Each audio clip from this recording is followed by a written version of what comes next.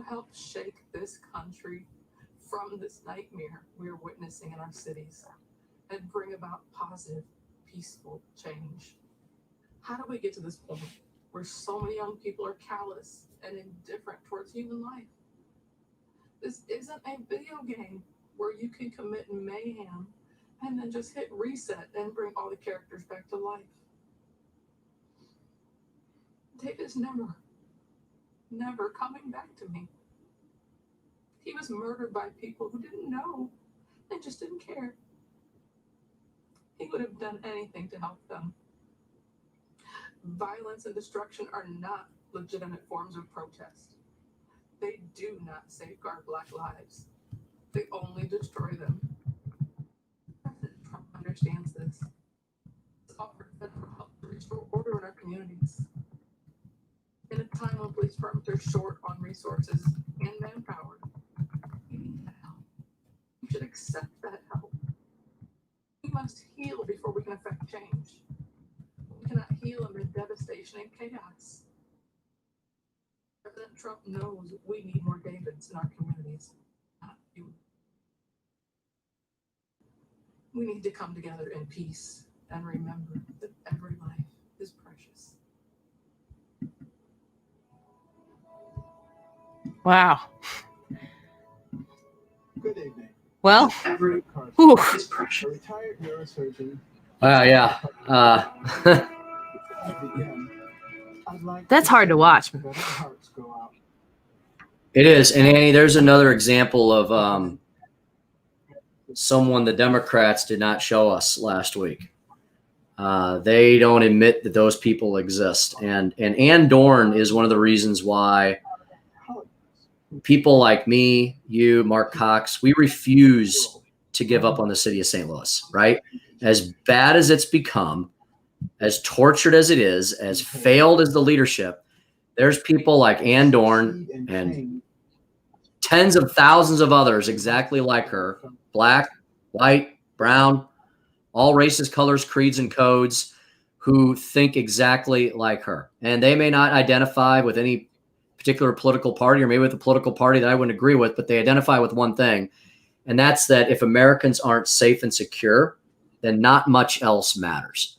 And I think that's why we've gotten to a tipping point, exactly why Donald Trump has had such a successful convention this week, and exactly why Joe Biden's team felt compelled that he finally, after 3 months, came out and said something about the violence rocking urban America. Yeah, man, that's some tough stuff to watch. That's the kind of thing that if it's airing during our show, and it's really hard to talk after that. Her story saying that was it his grandson watched it? I mean, I remember watching it. And I kind of talked about this on the air at the time just because it was so accessible to watch his death, his actual death. It was a tweet. You know, like she said there that this is not a video game. This is not a simulation. You cannot hit reset and bring everybody back. When we degrade the value of life in our culture, I think that has tentacles that reach into the darkest parts of who we can be, and we have to push back on that. We have to fight against it. Yeah, Annie, being safe and secure is not some white man's Western civilization colonialist creation, right? That's what that's what we're being told by the far left and the national liberal media is wrong with all these things, America, right? The statues, the monuments, the way we do certain things or say things certain ways. They're trying to say that there's a systemic problem with Western civilization. And I think that's where they're going to lose, because at some point, there's an objective reality that has nothing to do with the founding of America. It goes back older than that. It's more ancient than that. It's been in every single civilization from the very first ones. The very first civilizations of the cradle of civilization in Africa, in Egypt, with people who looked, talked, and acted nothing like us, right? Those were great civilizations that existed because one of their foundational principles was a version of law and order. Every civilization has its different types of mores and justice system and ideas of equality. None of them have gotten them right. America still doesn't have all of it right. But to say that there's something wrong systemically with American civilization, I think is exactly opposite of what America was created and founded upon. I tell this story all the time. Thomas Jefferson, back in the very early days of the writings of the foundational documents, when they were in the upstairs room in Philadelphia, the play is 1776, where they recount this scene. And Jefferson, who was a fascinating individual, extremely, I think he argued with himself on a daily basis. And I don't mean as a schizophrenic. I think he battled with where he was in station in life and everything he had. He was a slave owner. Yeah. But he struggled with that, but it was kind of like, it was a different time. Anyway, Jefferson, at the writings of the initial foundational documents, wanted to write the Declaration of Independence in such a way that it would say that all people are free, right? Yeah. Which would have created the Civil War 75 years. I'm not good at math. That's why I became a lawyer. 75, 80 years before its time, right? That would have, and Benjamin Franklin, who was the Northerner, right? Who we think of as more of the progressive of his time. Yeah. He said, Thomas, the nation is not yet prepared. And so Jefferson, one of the most conflicted, and that's why I find him fascinating, because he was so human. He grudgingly changed the specific terminology so the country would not have that debate then, but would have it under Lincoln many decades later. Yep. I think I always think it's amazing how many things have come together over the course of time in history to put us in a position that we could overcome our greatest demons. We've got another It's kind of shrouded in mystery. What's going on yeah, here? I know it's a mystery, man. It's another what? Carlo says, whispers enthusiastically, That's funny because the first Carlo, don't make it weird, Carlo. Yeah, well, I was gonna whisper Carlo, so. Oh, no, I ruined it. Can you turn towards the light or something so you can see your handsome You know face? what? I am in the brightest spot in my house. That's how bad this camera is. Are you sitting on the toilet right now? Because from where we're looking, you could be sitting on the toilet right I feel like we're talking to somebody in the witness protection but- program. I feel like we're talking to somebody in the witness protection program. Thanks. All right. Here's what you need to do. This is getting creepy. Yeah, no joke. Don't make it weird, Wiggins is the slogan from our show. If you turn your flashlight on, you could shine it on your face. Oh, let's see if that works. Yeah. Go close, and then you'd be lit properly. See if that works. How much of this have you watched so far, Ryan? I know you've got dad duties that you've been handling. I said earlier at the beginning, I don't know, Tim, if you even heard this, but I had to tell my son to get out of the shower because I'm in my basement and the water pipes run right across here, and it sounded like I was peeing. So I said, get the kid out of the shower. What's he thinking? Bathing at night like a crazy person. You should have said you just installed a water ride like at Disney World. Well, this is where flume. like in the yeah, exactly. In the first month or two of broadcasting at home, I was in this space down here in our basement, and the longer that we were sheltering at home, the more we needed more space to spread out the humans so that we didn't kill each other. So we turned a storage room into my studio. But it's funny because when I was sitting out here, when I used to broadcast out here, nobody was allowed to flush the toilet in our house from noon to 3. So my youngest daughter, my 4-year-old, then 3-year-old, would walk around every time, anywhere we went. She would go to the bathroom. She'd come out. She'd be like, should I flush the toilet?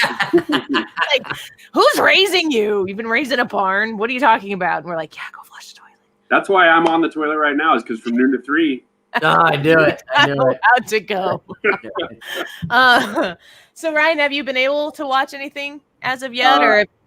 A little bit. I was just putting the kids to bed, so I got to watch the Utah Attorney General a little bit. It's weird. We've been talking about this all week, and I was I was not in love with it at the beginning of it. I came out of the DNC thinking it was a mess. And I had high expectations for the RNC just based on production value more than anything. I thought the content was good, but I wanted to see more from. And again, it looks fine. It's looking great, but It's a real treat to hear you criticizing production value right now. Yeah, isn't that great? On a 15-year-old Sony computer. These people don't know anything. I could teach them. Like if you're a famous director, you don't show up in a suit. You just show up in a T-shirt, and people are like, "Oh, okay." You just roll in. Exactly, and they're like, "Oh, there's the man." Yeah, but what's their excuse? But I really think that the whole RNC has gotten better every night, depending on the speakers. Of course, some have been amazing. I mean, some of them were great even from night one. But and it's really tough to say that Ann Dorn was great because you're not sitting there judging the speech. Like I don't know if you guys were live, but I was just crying. Yeah. And we decided to stop and watch it. And I'll just interject here that when somebody else comes on, if we definitely, like right now, Patrick Lynch of the Police Benevolent Association in New York City is talking right now. If somebody else comes on and we all want to watch it, we'll pause. We're going to watch it and then we'll react with you. Tim, you're welcome to stay as long as you want. You can dip out. Anybody, I've got some other people, Tony Colombo and Gabe Pfeiffer are supposed to be joining us. I've sent an invitation out to Katie, but she's technically on vacation. So hopefully she's vacationing. So people are going to come in and out. So I just want to make a final comment on this, on the NYPD union leader. This is so huge that because we only have one network that's probably talked about this, I'm talking TV network, and then all of us in conservative radio talk land, I'm sure have addressed it. But this would be like, I'll make an analogy here. The NYPD police union endorsing any Republican, much less Donald Trump for president, would be like in today's world, the NRA endorsing Kamala Harris or Beto O'Rourke, right? Robert Francis O'Rourke. That's how big this is. It's so big. And it goes to my feeling that, and like everybody else, I was like, okay, the DNC did what they needed to do last week. And I came out of the DNC going, okay, still a pretty tough race, still going to be pretty tight. I'm trying not to be a homer here or Pollyannish. Sure, Tim. But this RNC convention has far exceeded my expectations. Yeah. And you start plugging in all the pieces of people like Mrs. Dorn we just heard, and the NYPD police union chief, not only NYPD, the National Police Union Association. Newsflash to people: unions don't endorse Republicans, right? Is that a public union, Tim? Much less, Ryan, to your public sector unions do not endorse Republicans. They represent, I don't know how many millions of people across the country, the National Police Officers Union. And this is what we mean by the silent majority. If the union rank and file in the National Police Officers Association Union, the NYPD, if they vote with their leadership, like union folks typically do, and I'm not saying they're going to be mindless on this. I like to think that every union person goes into the privacy of the voting booth and votes who they want for, no matter what their leadership says. But I think that nowadays, if you would have told me 4 years ago that police officers and their unions would be supporting Donald Trump, that all of these, that there would be this groundswell of conservative African Americans and Hispanic Americans and women leaders and so on and so forth, I would have said, I'm sure we're expanding the tent where we can around the edges, but to be this big, this is the silent majority that I think is going to carry the president to a victory in November. It'll still be hard fought. It'll still be difficult. It'll still be close, but there's just too much. There's too much of that feeling in the air like we had 4 years ago, where the handmade giant signs were popping up on the interstates in Southern Illinois, Annie. Well, Ryan, when we were talking about the DNC and covering it, and admittedly, we didn't belabor the point because it's not in our benefit. It's not in our listeners' benefit to go and we're playing some of the RNC speeches in full, the ones that make me go, Like literally when Jack Brewer was talking, I was in my room like, oh my gosh, everybody needs to hear this and needs to hear it right now. We didn't do that with the DNC because that's not our thing. And I actually decided to take my hands off a little bit out of respect of the DNC to go do their thing on their turf because they're not there trying to entertain me. But what we did do, Ryan, and I hope you remember us having this conversation. We said, this is awkward, it's uncomfortable, it looks weird, but let's not cast too many stones because the glass house will be ours next week. It is not easy to do this kind of a thing in a pandemic where you don't have the benefit of an audience, a live audience right there. So we could talk about how dumb it looks right now, but next week we could look this stupid. Boy, I think this is better than the other way of doing it. Like I would maybe move the live audience in front of Rudy Giuliani right here, but still do the packages and everything that the way that they had. Like, Ryan, don't you think that what we had to brace ourselves and admittedly braced ourselves for with some criticism of the Democrats, like it did not happen on the Republican side. Yeah. Yeah. I mean, obviously, even from a content standpoint, they've been very different, but these two conventions, they've each approached them very last minute, I think, because they didn't know whether they were going to have in person or not.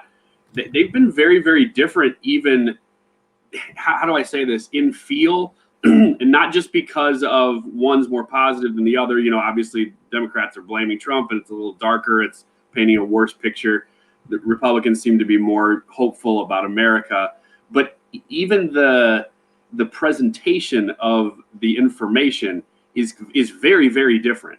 And I've been a little bit critical of it, but it has been way better. Like, I have to admit that this week they have the benefit of going second, so they used it, and I think that they've done a good job. Well, Tim, you want to stick around for us? You got to run. I don't want to make you have to have a weird exit here or something like that. Are you? No, cool? when you have you got Tony coming on soon. I don't want to crowd up the stream too much. No, Tony, no, not at all. Tony and Gabe are supposed to be joining us. Tony just texted at 8:40. I'm about to jump in. I'll wait till one of them jumps on, then I'll head out. How's that? That's fine. That's absolutely fine. So I wanted to ask you, Tim, how are you and Ryan both, like when you're consuming this, there are a lot of different ways that you can take in. I think from a tech geek and somebody who made my career in radio first with digital stuff, there's so many different ways to take this in. How are you choosing to watch it, Tim? And then Ryan, you can tell us how you're doing it. And Annie, I did figure out how to bring the chat box up, huh? There it is. So I'm You watching all the comments, and I'm glad you mentioned that because one of your listeners here is wondering. She's a millennial and she's wondering how to watch it. And I knew Annie would have the answer. You've already answered some of it. So I'm watching the old-fashioned way. I've got well, actually, I'm not. Annie, you'll be proud of me. I've almost completely cut the cord in my house. We're all on streaming devices. Yes. So every television in the Jones home is now on either an Apple TV or a Roku. Yep. So we're Roku people, Roku and Chromecast, but not for any particular reason. We're about to get rid of the old cable box. I might keep Spectrum for some of the channels because there's a bundle, and that's all very complicated, as you know. But no, I'm watching everything on good old fashioned Fox News. But as you know, I'm a big Twitter guy. I want the immediate reaction of Twitter. And so as I'm watching the speeches, I want to know what the big fancy talking heads that I look up to that are my heroes, the Kayleigh McEnany's, the Ronna McDaniels, the Mark Lotters, the Tyruses, all those folks. I want to know what did that make them feel? What did that make them think? What did they get out of it? You asked me earlier, I think we had an interruption maybe with when we wanted to hear Mrs. Dorn speak. One of the highlights for me, we talked about this, I think, the other day on your show. First Black Attorney General of the Commonwealth of Kentucky, Daniel Cameron. His speech was just as moving as some of these others we've mentioned. Powerful. Tim Scott, that quote has stayed with me. I know a speech is good if a quote stays with me for more than 30 seconds. Yeah. From cotton fields to Congress. I mean, and they've all tied it into, they've said, it's not just like me, I, look what I've done. It's been, here's my personal story. And here's how the Republican Party, conservative principles with Donald Trump as the leader, has helped make that possible for me, and it will help make it possible for you, whatever your vision, hopes, and dreams are.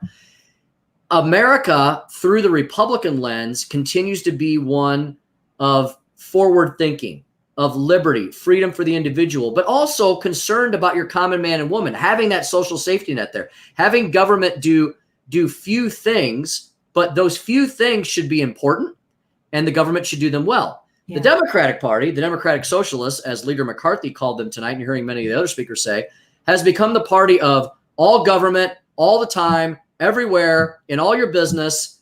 So much for my body, my choice when it comes to wearing a mask these days, right? And all those other things. Democrats don't mean what they say, right? It's things for me, but not for thee.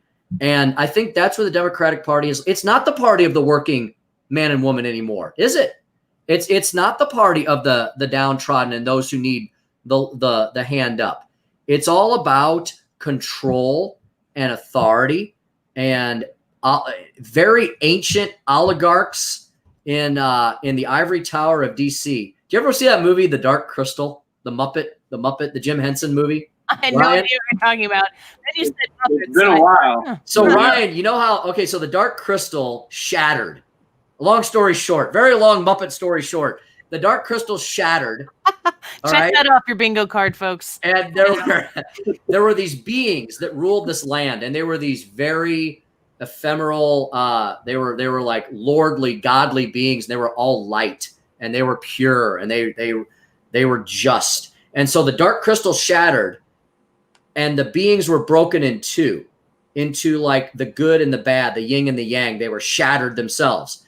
And the good creatures became these very docile, peaceful creatures that kind of went off and lived by themselves. And then the bad became like these Skeletor looking things, right? Just all full of bone and malice. And I'm sorry, that's what I envision Chuck Schumer and Nancy Pelosi as these days. The ugly Muppets from the Dark Crystal. There we go. I got to see this movie now. I'm going to get halfway through. I'm like, I got it, Tim Jones. I know what you're saying. You didn't think we were going to talk about that tonight, did you? No, I didn't. Look what we got. It's Tony Colombo now. Hi, Tony. Can you hear us? You look very serious. Is he there? Very serious. There he is. Now, now can you hear us okay? Yeah, I couldn't see or hear you for a second there, but now I'm in there. Can you hear me? Yeah, and Gabe too. We got Gabe. We Hey! got gosh, this is like the crew, folks. Are you Tony? Are you watching? Have you been watching? Or are you kind of diving in right now? No, I've been watching a little bit, and I have been on an emotional roller coaster. Ann Dorn? From Ann Dorn was heartbreaking and inspirational all at once. Every single voter should watch that message. From the sadness, but also inspiration of Ann Dorn to the "Come On America" from Dana White. I don't know if you heard that or not. I'm going to go back and watch some of these in full for sure. He literally said, we're defunding the police and we're defunding the firefighters? Come on, America. What are we doing? I love that. He was so plain spoken, but I've been able to watch a little bit. You have a definitive choice here in November. You have "Come On, America" and you have "Come On, Man." One or the other. You can pick which way you're going to go here. Come on, Corn Pop. Gabe, hi. How are you doing? You been watching this evening so far? I don't know that he can hear us. If you can hear us, Gabe, nod and wave. Gabe? Mm-mm. Can you hear us? Turn it. Nope. Did you say? Did you whisper? I can't. Okay, let's see. We're gonna. You guys hear me? Yes. Oh, there he is. We can hear you. Wow, I can't hear you guys at all. That's a problem. I just see. I got nothing. We'll keep working. I hope he says a bad word. Oh damn! I wanted him to tell us. He had a great phrase in describing Sister Deirdre from last night. Yeah, you go ahead and tell us while I work on getting back. He said something like, "I'll have to look it up. Give me a second. I'll be right back with you here." Ryan, what's the most impactful thing that you've seen? Like, what have you seen this week or tonight even that's hit you the hardest or the most or whatever? I know what Ryan hasn't seen. It's a light switch anywhere in that room. He's our mystery guest, Tony. He's the international man of mystery. Yeah, I was not going to put my name on there so that you could ask me mystery questions and I could say anything I wanted. The witness protection program. I bet I'd Also, have figured Gabe- it out. So about Sister Deirdre, Gabe says, "Send in the warrior Well, nun." nothing. Nah, Gosh, hear I don't you. know what it I is. hear you, but Warrior nun. Yeah, Ryan, why don't you Lips. walk us through some of the stuff that you've seen that's been pretty moving to you, or that maybe that you thought was awful. Honestly, the first night, one person we didn't talk about at all that I was hoping we would, but 3 hours goes by and then you forget that how much you haven't talked about. Vernon Jones, he was great on the first night of the RNC. I was a little critical because he's one of those guys that we have on the show, but I thought he was terrific. I oddly really liked Tiffany Trump's speech because it was just so low key. I know So many people liked her, and I just kind of kept my mouth shut about it because I felt like everything she's saying, she's like letting us in on a secret, and I didn't want to be let in. It was almost like ASMR for me. I'm like, I'm not here for this, so I didn't really hear what she said. There was a lot in the first couple nights. There were a lot of great speakers too, but there were some people who felt a little bit like they were trying to conjure up emotion. I mean, we obviously, like, Kimberly Guilfoyle was the number one of those people. Are you not entertained? But I thought there were a lot of people that were kind of doing that. Like, they couldn't quite get the feel that maybe people that were used to speaking to crowds and there's no crowd in there, and it was a little funky. And that's, I think, one of the reasons I liked Tiffany Trump is that she didn't seem to, she just walked in, she's like, look, I'm going to say what I'm going to say, and I like that. But the two people that emotionally moved me, one was Ann Dorn from just, a half an hour ago. Like, that's, I don't know how you could watch that. I almost didn't want her to say anything about President Trump at the end. Like, it was just so moving that adding a political spin to it almost felt like, let's just leave this alone. It stands alone. Yeah. Not to criticize, like, she can do whatever she wants, but No, I get what you're saying. but you get it. But the other person was that Jack Brewer. I mean, I didn't see that one live. I heard that for the first time, mostly when you played it today on the show. And my gosh, like, that's the whole convention to me in that 5 minutes. So, But Tony, tell us about just from, first of all, how are you watching this? Because I think that it is hugely impactful how it makes you feel, how well you think that any individual or the comprised product, the whole package together, how you consume it and how fully you give yourself over to it really makes a difference in how it feels. Like I said on the air, for the last 2 days, I worked out and had the thing up, the convention on my phone, and I had the workout video up here, and I like it annoyed. The convention was annoying me, but that's because I was working out and I was feeling crabby at the time. And then I sit down and I watch Jack Brewer, and I'm like, this man's my hero. I want him to bottle up whatever it is he has and sell it to me. It's just a huge difference in how you consume it. So what's been your process so far? C-SPAN has been my process so far because I can't stand the running dialogue on all the networks, and it's all the networks. Yeah. Some are worse than others, but they all do it, and they talk over speakers. And like, for me, I wanted to, like, one of the people that I was most looking forward to hearing speak was Burgess Owens, because I have a relationship with Burgess, but he wasn't, a headliner. He wasn't, he only had a few minutes. He wasn't going to be somebody that got a whole lot of time and a whole lot of attention. So my guess is that on many of the networks, they were talking about whoever talked before him or previewing somebody that was coming up, and probably didn't air his speech in full.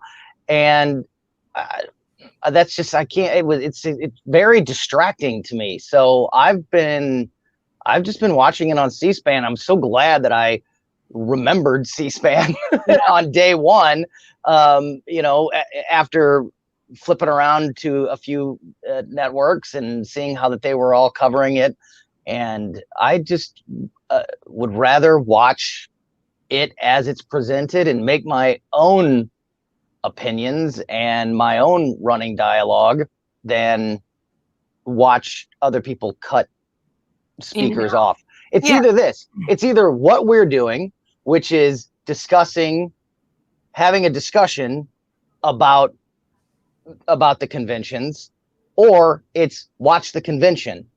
It's trying to do both at the same time is, I think, distracting. The biggest part of what you're saying too is that you don't get to choose. So like I have C-SPAN on right here, and Tim just said before, he's like, Ann Dorn is speaking. So we stopped talking and we watched and listened, and then we reacted in real time. I know Ryan is going to run here soon, and Tim's going to run, and I know, Tony, you're limited on time too, and we'll see. I don't know what Gabe's doing because he can't hear us, so we're working on that.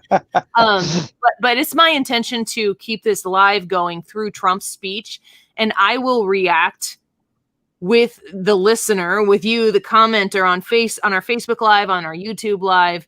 But I'm going to be focused on Trump at that time, and until we get the rights to be able to broadcast these at the same time. So Andy, I'm going to run because I'm going to listen to Alice Johnson, who's coming up next. She's someone I've been waiting to hear all night. So I'm going to listen to that and then get ready for the big finale with the big kahuna. Tim, you know how to do this now. We're going to get you back in here soon, okay? I feel like my head's about to explode with all the knowledge I've gained tonight, Andy. Thanks as always. All right.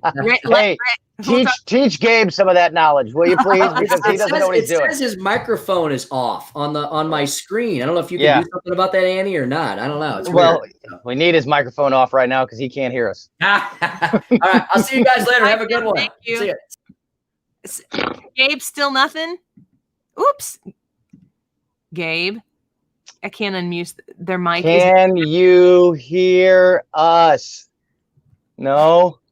I wish I had a notebook with me so I could hold up messages to him. I'm having a chat with him here on the side. Tony, tell me, compare the DNC and the RNC for me. You're because you're kind of you are a libertarian. Neither one of these. Yeah, I'm not voting for any of these people. So what do I care, right? I mean, that's not what I was going to say, but that's the truth. maybe that's true. But I mean, there is. Are you voting for Jill Stein again? That worked out. No, not again. Didn't vote for Jill Stein. She's the Green Party, isn't she? Yeah, the Green she was Party? the Green Party. Yeah. Johnson. Yeah, Gary Johnson was 2016. We don't need to talk about that right now. We're only here to talk about the future. I'm like Mark McGuire. I'm not here to talk about the past. I'm not here to talk about the past. Steroids is bad too. Yeah, right. Tell me what you thought so far of what you've consumed the DNC. Well, and this isn't even. I don't even mean to be critical of the DNC because they had to go first and they didn't know what to expect. You know, it's both parties are at a disadvantage without being able to be in front of people. And he's on his third pair of headphones. I know. I love it. That's all right. Yeah, changing headphones is going to help. I don't think that's going to be there. Yeah. I told him to do that. I suggested that he try a new headset. It could be the third one though. But anyway, the Democrats, the way they decided to do it was just very boring. It was not compelling. The production value was not great. The Republicans have done a better job of presenting more compelling television. I think it's easier to watch, and it's easier. None of the nights of either convention have been something that I have said to myself, I'm going to sit down and watch. There's been usually one or two people each night that I kind of wanted to see. So I'm kind of watching to see when they're going to go. And the Republican convention has done a better job of hooking me. I didn't plan on watching this long, but now I find myself, sticking around.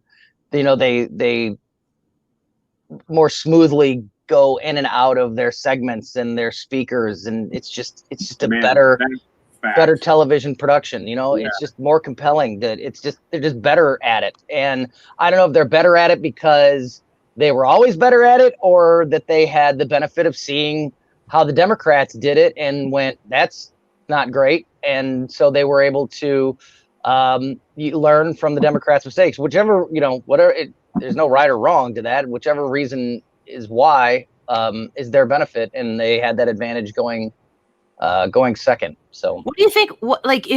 So if the Republicans would have done this first, and then the DNC would have seen what the Republicans were doing, you can't just go on it, when it's over on Thursday, go, oh my gosh, we have to rethink this entire thing and then whip something together over the weekend. Do you think that the DNC would have done changed, modified anything if they would have gone second? I don't know. That's a great question. I probably not. They probably, my guess is both sides knew ahead of time how they were going to handle this, and the Republicans just did a better job. But maybe the Republicans did learn something and made some changes after seeing and learning from some of the mistakes the Democrats made. But no, I don't think so. I think they both had their plans. I mean, the Democrats were never going to do some of the things that has made the Republican convention, for me, better television. They were never going to be in front of people, and there were, a few Republican speakers have been actually in front of people. They were never going to do that. They were not going to have as many. That's political. Yeah, right. Exactly. Yeah, that was very intentional. Yeah, very intentional. That's their message. That's their message, right? And they were never going to have as many. They were never going to have as many people in the same room together. Even separately, just going up to the podium the way that the Republicans have done it. They were just never going to. They were never going to do some of the things that the Republicans have done that have made it a smoother, better production, in my opinion. So I think that's the way that was going to be, no matter what. He's got it. I hear it. I hear you too. All right. Yeah.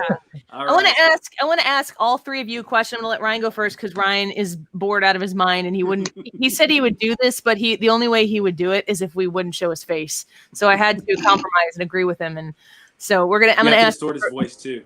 And as long as I can eat my Senior Rico pudding. Is that sugar free, dude? No. You're failing. No, that was a lie. I want to ask each of you this question. Ryan, you go first.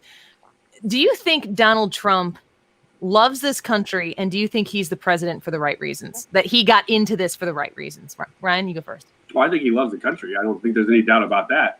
I don't think he got into this for the right reasons at all. I think the reason he got into this was for self-promotion for sure. But the odd thing about him is that his positions on things that we know he's been very consistent on promises made, promises kept, and all that stuff. He's been saying the same thing since the 80s. So I don't think the consistency is uncanny, actually. Yeah, how do you even do that in a way? Because issues change so much that his positions, you can look at interviews he's done on Letterman and Oprah and stuff, and he's basically saying the same stuff, which is amazing, I think he was also a Democrat for a lot of that time. Yeah, right. But I think it's part of the reason he got elected is because he really believed in those things. Gabe's here now, all right. Sorry. What did you say? I'm making a ton of noise. I said Gabe's here now, all right. He's making a ton of noise. Boom, bang, crash. They probably can't hear me. Boy. It wasn't that distracting. I heard your whole message. I forgot. You know what? I forgot. Gabe wasn't nearly as distracting as Tony, just doubling over in laughter while Ryan was making a relatively spot-on point. So I was listening, and it was. You know how rare that is, too? It was just such a fleeting moment, and it's not even clean funny. enough for us to clip and use as a promo. Now it's not. it was Ryan, do you want to clean that up at all, Ryan? Or are you happy with where you left that? I'm happy with it. I mean, for the most part, it's weird. It's weird how he got in because he didn't. I don't think he got in with the motive to be the president. I think he got in with the motive to promote his businesses and his brands. And then when he realized it was working, he's like, "Well, I don't like ever losing," and he's never going to bail on anything. So he just kept going. and then it worked. So Well, that's a good point. I'll give you that, Ryan. Although I do remember him saying, I don't know if I'm going to run for the presidency, but I'm pretty sure if I do get in, I'll win. So, and then it was like that. And then I remember him sitting at the bottom of his escalator there, talking to the folks on Fox News. So, Ryan, you got to run now that we got Gabe officially I'm up. going to run, and then I'm going to watch the president once he comes on. Yeah. All right. If you want to get on to this Facebook Live, Ryan, when you get done and chat with people, I'm going to continue this through the president's message. That part will be more of a chat reaction. I'll sit here and do that, but we'll invite you back there too. Okay. Thank you, Mystery Man. Talk to you tomorrow. Ooh, what? Oh, then I'm sorry. Bye, Tony. Oh yeah. Yeah, There you go. just put him in timeout for a hot second. Tony, what do you think? Do you think the president loves this country, and do you think he got into this for the right reasons? Is he there, Tony? I've He's frozen. lost everybody. Oh, there he is. There you go. There he is. All right, okay. You were I was like, thinking I lost hard I about lost that. everybody. Did you hear my question? Was it the same one you asked, Ryan? Yeah. Does Trump love the country, and do you think he got Yeah. into it for the right reasons? I actually, I actually agree with Ryan a whole lot. I think that, yes, I think that Donald Trump loves this country. However, and this is not a bad thing. Trump's motivation, number one, I believe, is not failing and being right and Winning. proving that winning and proving his way is Too the much best way. So whether, that's that is a very selfish motivation, but it's a selfish motivation that if you are on his side, that pays off for you big time. He Yeah, you're on wants to prove that he can. Yeah, he wants to prove that he selfishly wants to be the man that has the best economy in the history of the country. He selfishly wants to be the president that has the lowest unemployment numbers. He selfishly wants to be the president that stopped a lot of, he wants to go down in history as the person that stopped a lot of long-standing bad deals with countries in the Middle East and China and Russia and things like that. So if you believe in those things, if those issues are the same issues that you agree with, then his selfishness pays off for you. I don't know if that makes sense or not, but yeah, I don't think that Donald Trump is some gleaming piece of pure humanity, but you don't have to be, and neither is Joe Biden or any other politician. So, if he's able to deliver for his people, for his voters, then that's probably the most important thing. I think that the question, do you think Donald Trump loves his country?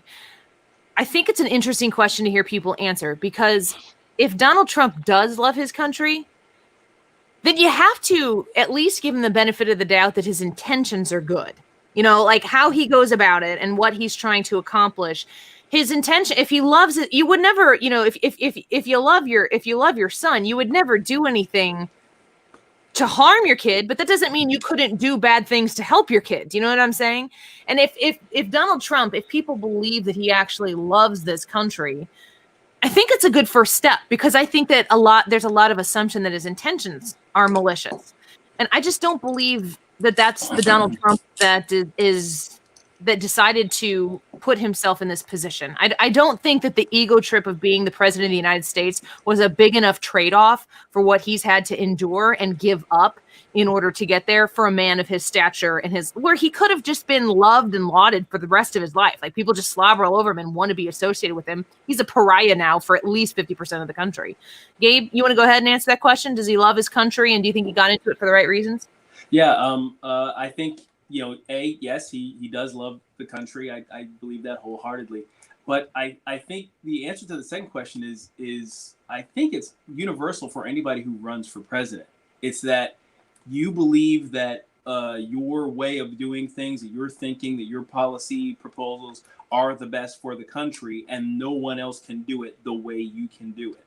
I think Donald Trump is just so bombastic about it, and so I'll say honest, so open and honest about that aspect of Melania calls it running for the authentic. presidency. He's authentic, yes, exactly. We're surprised by it, because the thing is, part of the thing of being a politician is being able to package yourself in such a way to make you the most palatable for the most people, right? That's politics. A guy who came up in something other than politics, especially business, you package yourself as the biggest, baddest mofo on the block, and everybody wants to be on your side. And when you step into the room, you own the room. You don't, oh, hey, how you do? No, you're a commanding presence. So I think he approached politics the way he approached business, and we were all kind of thrown for a loop. And ultimately, I think that leads to that leads to my conclusion about his motive here. That it's no different than any other person running for president. It's just that it's out there, and we're not used to it. Yeah. Last question, Tony. Do you need to run? I know you've got kids and stuff at home. Yeah. You're trying to take care of as well. Last question for you. Does Joe Biden, I mean, all politics aside, and no, like, not said out of malice in any capacity whatsoever, but just assessing Joe Biden with your own two eyes and the brain between your ears, is Joe Biden up to this task? I don't know. I don't know. Yeah. Not sure. I mean, like, is big it time? Big time. Yeah, no, that's a big time problem. And I've been talking a lot about this lately. It's concerning that he can't seem to be coherent without a teleprompter or a script in front of him. When he has to have a script to make the phone call to Kamala Harris to ask her to be vice president, when he has to have that written down in front of him, what he's going to say in a 2-minute phone call that is with just China? A publicity stunt. How's he going to deal with he Vladimir can't, Putin? How's he going to have these very few times, right? And the very few times that we have seen him, so he's either been on a teleprompter or on a script, or in a very controlled environment for the majority of this entire presidential campaign. And the very few times that he wasn't, he's done or said something ridiculous. So like really if you can't hold it together or stay on point without being in a controlled environment or having a script in front of you, that's very concerning. And so I'm not prepared to say he's not capable, but I am the uncertainty. I have that. Yeah, the uncertainty. Exactly. The uncertainty is a problem. I'm totally prepared to say that he's not ready. Because the thing is, I don't think, even on his best day 20 years ago, that he was the guy to sit in the big chair. He's never come across to me as the sharpest tool in the shed, and right now he seems, a couple drill bits short of a full set, if you know what I'm saying. He's always been very malleable. Like, yeah, he's always been kind of whatever he needs to be at the time. Yes, and while on some level that's, people will say, well, that's a typical politician. He kind of goes where the wind blows, but at the same time, I don't see him as the type to think through his policy positions either. So he's just going to go where he's led. And I kind of thought that of him before I started having questions about his mental capacity. So even, especially now, I kind of see him as basically the, what was it? I can't remember his name. Clint Eastwood. Did he do the empty chair? Yes, he did. Yeah. Biden is sitting in the empty chair, and it's kind of like what the narrative that the Republicans are kind of painting right now in some of the speeches is that, it's basically the far left, the most loud voices in the party are going to drive his agenda and where he leads things if he gets in office, and that's scary. Can't you imagine? I mean, I keep thinking about this because I'll spin my head in circles and become anxious about what's at stake if Donald Trump loses. And it's not because I love Donald Trump that much. It's because I love this country that much. If Donald Trump wins in a landslide, at this point in time, don't you feel like that's the most obvious likely outcome? Like the alternative to that for me means something went seriously wrong between now and election day. That when you look at the unrest that's in the country and you look at what each party has to offer, Tony, you can answer this and then we'll let you go. Do you have any predictions about November 4th, the day after? Well, certainly my biggest fear is that neither side is prepared to We need a work definitive answer. with the other side. Yeah, there's I don't see there being peace. Whatever needs to happen to start to turn this thing around hasn't happened yet. And I don't know that the election is that moment that's going to be what turns things around. If more people listen to Ann Dorn tonight, that could turn things around. Yeah. But we need more of that message, which I agree with Ryan when he said earlier that the majority of what Ann Dorn said was not a political statement. It was not a political speech. She endorsed President Trump at the end of it, but you can listen to what she said, and I have a hard time disagreeing or finding anyone that would disagree with what she said, whether you be a Democrat or a Republican. You have to be almost an anarchist to not, and even an anarchist, you still have to be like an a-hole anarchist to disagree with like the worst with kind what she of said. anarchist. It was that powerful, I thought, and we need that message out there from more people. And there's not enough people on the right bringing that, and there's certainly not enough people on the left bringing that. And Donald Trump is what he is. He's a fighter and he's combative, and he's not somebody that the people on the left are gonna just say, okay, you won, so we'll start working with you. He's not the most embraceable person for somebody who's on the other side of him. And so, I don't know that him winning really starts to heal any wounds. And I definitely don't think Joe Biden has the ability to bring both sides together. There's another piece that has to fall in there at some point before I think will be convinced that this is the moment that we're turning the corner.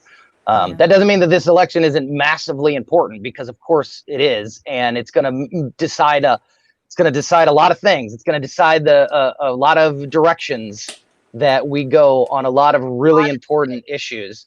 But I don't know. Yeah, it's gonna determine what road we're on.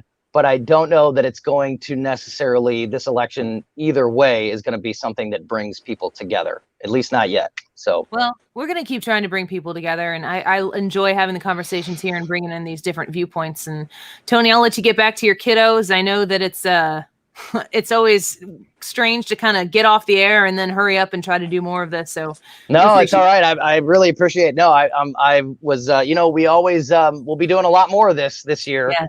As we go through this election year and the debates happen, and we'll either be live streaming like this or live on the radio. But we'll be doing a lot more of this, and I will be a part of it as much as anybody lets me be. So I appreciate it.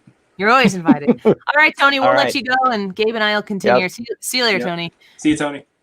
So, Gabe, Yes. I think that what do you got going on tonight? I don't want to keep you too long either. Oh gosh. I'm an empty nester. I don't care. You got to hurry up and wake up by noon tomorrow to be on the Annie Fry show. Yeah, exactly. That's it. So Ivanka Trump is talking right now. Mhm. And my intention here is I'm going to listen to the president speak. I definitely want to hear it. And I would like to be able to listen along with the folks who are streaming with us on their Facebook, on the Annie Fry Show Facebook page, on the Annie Fry YouTube page. And if you'd like to stay here with me, I'd love to have you stick around and kind of get that like live feel of what the president is saying and measuring the reaction. Do you have it on right now in front of you? Yeah, I'm watching it. It's muted right now. And yeah, I see Ivanka there. She's warming up the crowd. There were a couple of standing O's just a few minutes ago while you were talking with Tony there, and I'm wondering what she's saying. I forgot to hit the the closed caption. But she's speaking to a crowd of what I think is like 2,000 people, and they're not wearing masks. Nope, and they're sitting distanced. and they're not socially distanced. Mm-hmm. I'm okay with it. I'm fine. I'm okay with it. And if this turns into a super spreader event, it would be like I'm expecting Joe Biden to be like spooning out spoonfuls of coronavirus here, because it would probably do his campaign a significant amount of good if all of these people ended up getting coronavirus here. Hopefully that's not the case. Everybody who goes there is tested. They're very particular about who they let in and how they let them in. Oh yeah. But this looks like a normal event. I'm going to run and go get my charger real quick. If you want to tell people a little bit about what you're seeing here, I need like 20 seconds to run in the other room to get my charger to plug it in. I could actually tell a little story about my leftist friend who realized that I was a Trump supporter. I could tell a little story about that. If that's okay. Well, yeah, tell it. I'll hurry up because I want to hear it. You go ahead. I'm gonna run and get my charger. I'll be right back. All right.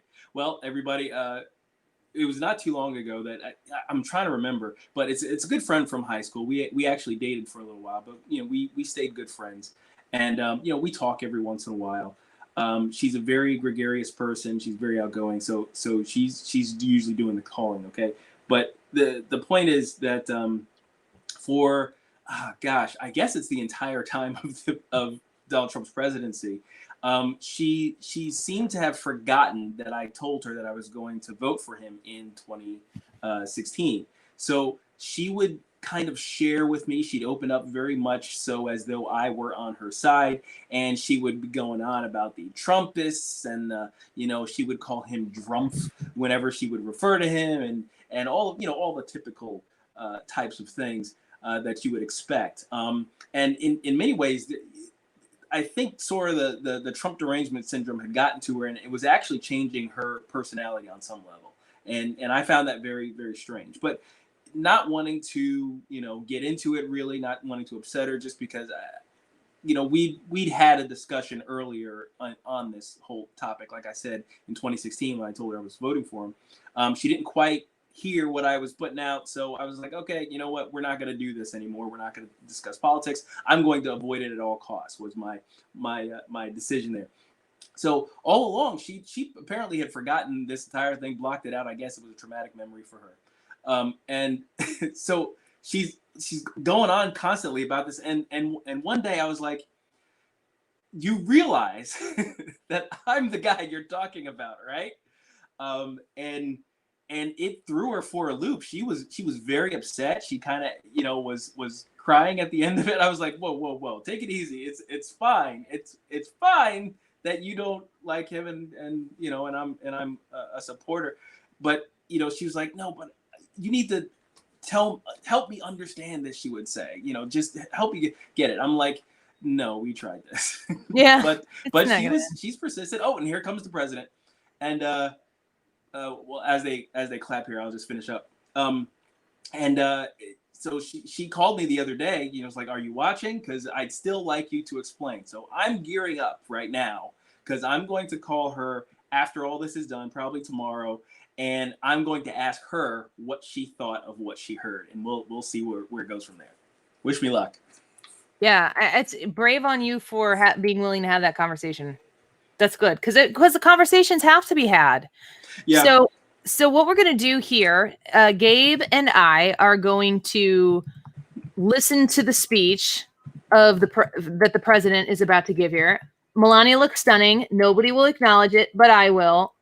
And As the president is walking towards the podium in front of 2,000 people who are not wearing masks, who are not socially distanced, and it looks like home. It feels, I'm glad that it feels still normal. feels good. Yeah, it Yeah. feels good. So we're just going to sit here and react. Please comment along. We're going to be reading your comments and reacting live here along with the President of the United States. Do you like that he uses this song? It fits. Oh yeah.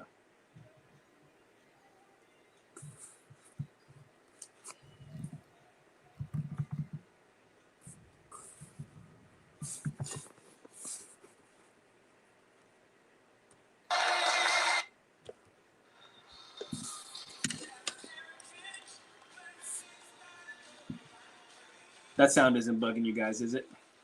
As long as it's not too loud, we won't get dinged for copyright, but it should be fine. Okay. Look, isn't that beautiful? That green stands out a lot. It's excellent. But she always looks great. She does. And like And you you said, know, nobody will acknowledge it. Do you have any people are concerned about the legality, the Hatch Act conflict of the president doing campaign business at the White House? I think nobody's gonna want to talk about what he says tonight. They're all gonna talk about that. Mark my words. Well, I'm pretty sure FDR accepted his nomination from the Oval Office. Oh, he was a big Republican, right? For his third term. So, yeah. Suck it. Thank you very much. Thank you very much. Thank you. He's on teleprompter. Honored by your support, friends, delegates, and distinguished guests. I stand before you tonight, honored by your support, proud of the extraordinary progress we have made together over the last 4 incredible years, and brimming with confidence in the bright future we will build for America over the next 4 years.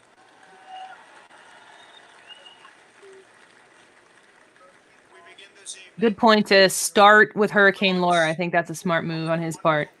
Mm-hmm. I might be behind you a little bit. Of Hurricane Laura, state and local officials in Texas, Louisiana, Arkansas, Mississippi, sparing no effort to save lives. While the hurricane was fierce, one of the strongest to make landfall in 150 years. His flapping hair is going to be a topic of discussion on Twitter. I guarantee it. He'll just talk about how it's real. Yeah. And then he'll go like this. He'll go like see, that's real. This is due to the great work of FEMA, law enforcement, and the individual states. I will be going this weekend. Congratulations. Thank you for that great job. We are one national family, and we will always protect, love, and care for each other. Here tonight are the people I agree, Chris made my Spratlin. journey possible and filled my life with so much joy. For her incredible service to our nation and its children, I want to thank our magnificent First Lady. It almost looks like they didn't allow anyone else to wear that lime green so that she Yeah. would stand out, like how you would in a movie. Yeah, exactly. It's like it's the lady in the red dress in the Matrix, right? Yeah. Yeah, everyone else is in really dark colors I also want to thank in comparison. all of my children. I also want to thank my amazing daughter Ivanka. Do you like Ivanka? She's all right. I think she's a little too liberal for my taste. but on it kind of goes back to one of my videos where I said we need each other. We need liberal thinkers to sort of temper right thinkers. Yeah. We really do. It's the only way it's going to be sustainable. Exactly. He was a great brother and was very proud. Oh, his brother. Yeah. the weird macabre glee that I saw on Twitter, as well as the whole, wrong Wrong somber- Trump yeah, all hashtag. that's, oh my gosh, like I said on Twitter, at this point I think they're a death cult. People are the worst. For our Yeah. values, a man of deep faith and steadfast conviction, our Vice President Mike Pence. Somebody messaged me and said Chuck Todd has called this jarring. I wonder what that means. Jarring. Maybe the close proximity of all these people. It is a little jarring, but not in a bad way. Teacher and military mom, Karen Pence. Thank you.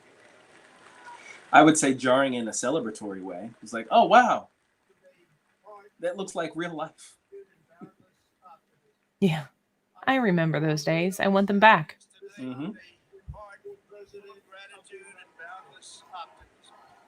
I profoundly accept this nomination for President of the United States. I want to talk about Mike Pence tomorrow, Gabe. Remind me about that. Okay, yeah. Brad comments on our Facebook Live here. He says, I think that Mike Pence was the absolute perfect pick for VP. I want to talk about that tomorrow. Okay. And by the way, Barron Trump is now 8 feet tall. Yes, I noticed that on a completely different situation. We were coming off of Air Force, the helicopter. Air Force helicopter, Base or yeah. something. Yeah, it's huge. My goodness. Abraham Lincoln goes forward united, determined, and ready to welcome millions of Democrats, independents, and anyone who believes in the greatness of America and the righteous heart. Make the tent bigger. Mm-hmm. Build the greatest economy in history, quickly returning to full employment. New term as president, we will again build the greatest economy in history, quickly returning to full employment. Yeah, that shot of all those people. Mm-hmm.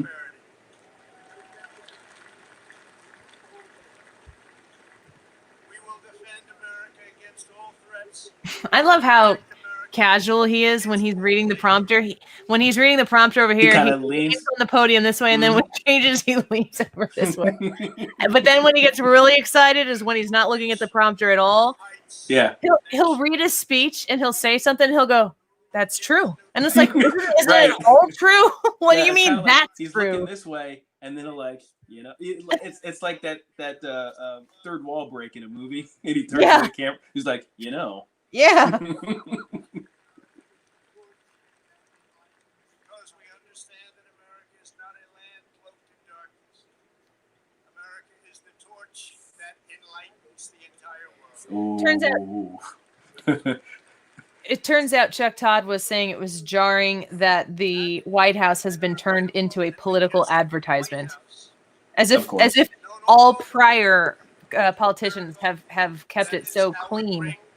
You mean like when presidents light up the White House with certain colors to celebrate certain things?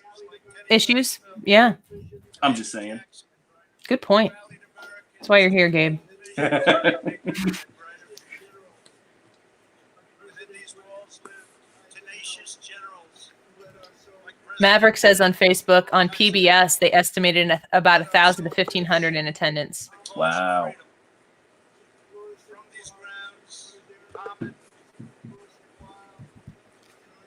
these grounds, Thomas Jefferson sent Lewis and Clark on a daring expedition to cross a wild and uncharted continent. In the depths of a bloody civil war, President Abraham Lincoln looked out these very windows upon a half-completed Washington monument and asked God in his providence to save our nation. 2 weeks after Pearl Harbor, Franklin Delano Roosevelt welcomed Winston Churchill. And just inside, they set our people on a course to victory from the Second World War. Invisible in recent months, our nation and the entire planet has been struck by a new and powerful invisible enemy. Like those brave Americans before us, we are meeting this challenge. We are delivering life-saving therapies and will produce a vaccine before the end of the year, Woo! or maybe even sooner. Okay. Vaccine's game changer. I expect it to launch around October 23rd. Surprise. And it's going to be called the Trump vaccine for the China virus. Gonna have big golden T's on all of them. Yeah. It's going to have the Trump signature on it, like Jack, that he sent the stimulus checks. Confidence in America's destiny and an unbreakable faith in the American people. They knew that our country is blessed by God and has a special purpose in this world. It is that conviction that inspired the formation of our union, our westward expansion, the abolition of slavery, the passage of civil rights, the space program. Where's the inauguration held? Fascism, Thought that was the Washington Mall. Is it the one? It's at the mall. That's right. The Spirit has prevailed over every challenge and lifted us to the summit of human endeavor. And yet, despite all Brad that agrees. He says, I've been all over that. October surprise vaccine. achieved is now in danger. This is the most important. Luke says, I just want to point out that I had a beer cracked before Hannity said to grab a beer. Luke, you are an overachiever. Here's to you.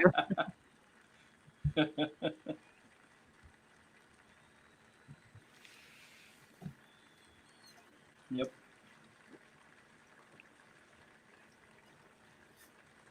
No time before, voters faced a clear choice between two parties.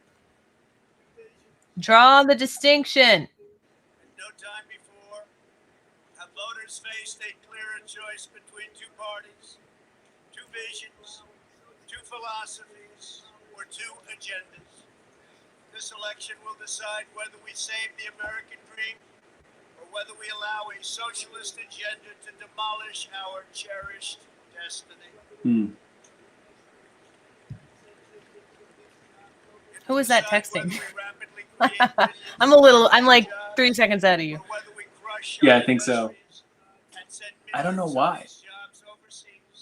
I'm on C-SPAN. What are you on? C-SPAN. Maybe I'm it's on- my internet. I'm on C-SPAN YouTube, Yeah, not the channel, like not the TV channel. Yeah, because I don't YouTube. have. on my laptop here.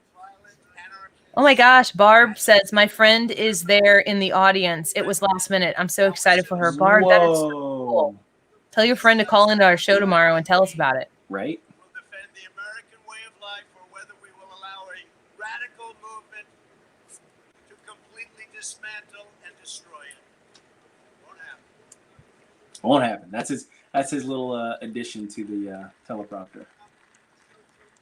At the Democrat National Convention, Joe Biden and his party repeatedly assailed America as a land of racial, economic, and social injustice. So tonight I ask you a simple question.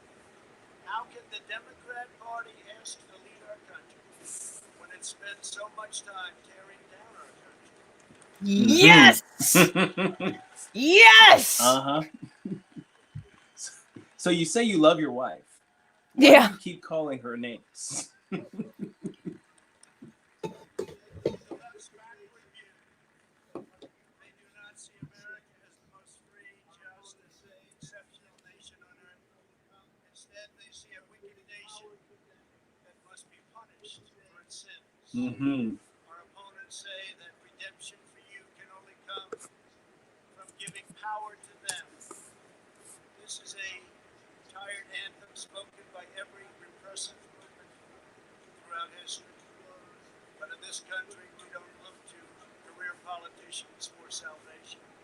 In America, we don't turn to government to restore our souls. We put our faith in Almighty God. Yes! Mm-hmm. Standing up.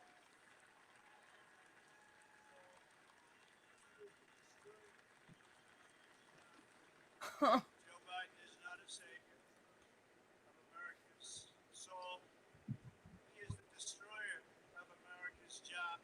Given the chance, he will be the destroyer of American greatness. For 47 years, Joe Biden took the donations of blue-collar workers, gave them hugs and even kisses.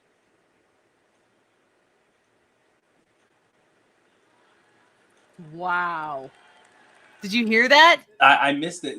He got interrupted by something in the audience. No, he said he goes for 47 years. Yeah, he the hugs and the kisses. donations, and and he says he gave them hugs and even Even kisses. kisses. Oh gosh, that's why the big dramatic pause. I didn't even catch that. Thank you. That's why you have a show. Yeah, because my mind's always going the wrong way. Don't make it weird, Fry. Yeah, where's Ryan when you need him? Their sons and daughters to fight in endless foreign wars that never ended. 4 years ago, I ran for president because I could not watch this betrayal of our country any longer. I could not sit by as career politicians let other countries take advantage of us on trade, borders, foreign policy, and national defense. Our NATO partners, Yeah. as an example, Thank you, Brad. were very far behind Exactly. their defense members. But at my strong urging, they agreed to pay $130 million more a year, the first time in over 20 years that they upped their payments. Mm-hmm. And this $130 You know, million it, in my opinion, is hard to argue with what he's accomplished. Yeah. It's not even about policy or accomplishments. They hate him as a man, Yes. and they hated him when he became a Republican. Yes. Yes. His style was amusing until Yeah. they saw it as a threat to their power. Which means they hate people like you and me as much as they hate him. Oh yeah. We just think differently. Yes. But we hear about it too, so we know this. We know this. Yeah, to be tell true. me about it. They hate us because they ain't us. I have done nothing but fight for you. I did what our political establishment never expected. I could never forgive breaking the cardinal rule of Washington politics. I kept my promise.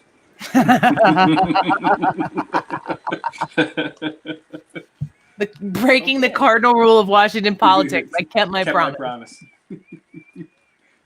Wait, don't show them that we can actually do the things that we say we want to do. The rule of the failed political class, and they are desperate to get their power back by any means necessary. You've seen that. They are angry at me because instead of putting them first, I very simply said America first. Ugh.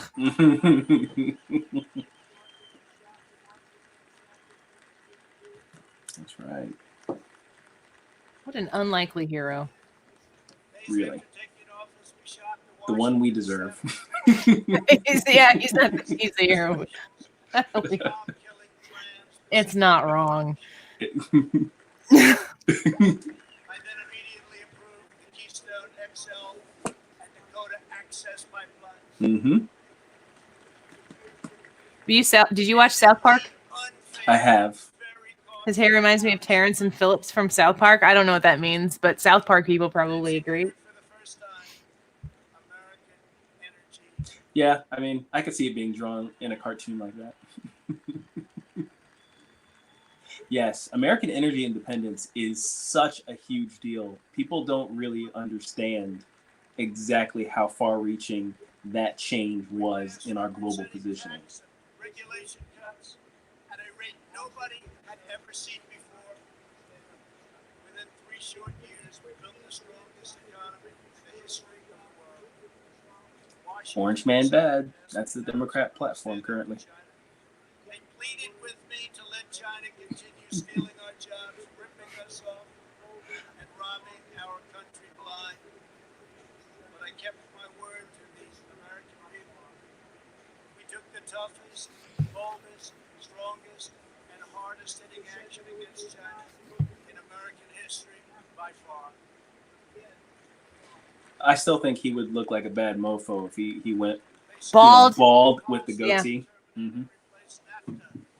unless he's got But- a goofy head. Not everybody I can kinda- be Mark Cox. Yeah, I mean, and I kind of have something like that going on here, so I don't want to toot my own horn too much. Looks good on you. Right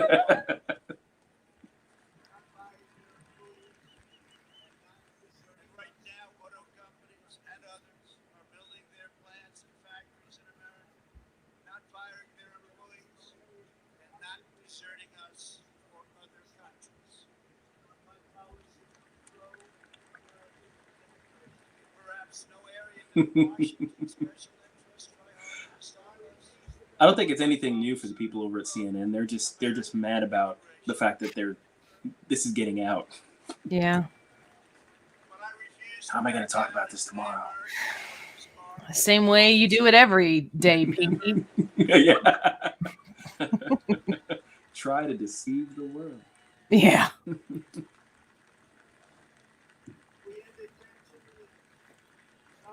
Oh, EMTs back there, I think. Or no, those are.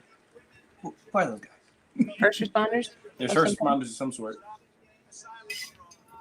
who prey on women and children. We have deported 20,000 gang members and 500,000 criminal aliens. Carlo says bald, goatee, and a shack earring. I think that Carlo wants Trump to look like the genie. I grant you 3 wishes: Yeah. tax reform, education reform. Mm-hmm. What else? Border wall.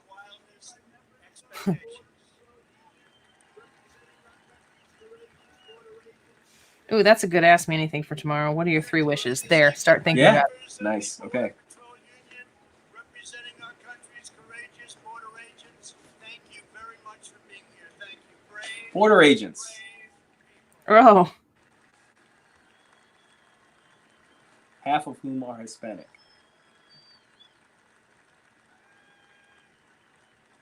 Seriously, that's the statistic on the demographics of the Border Patrol. About half of them are Hispanic.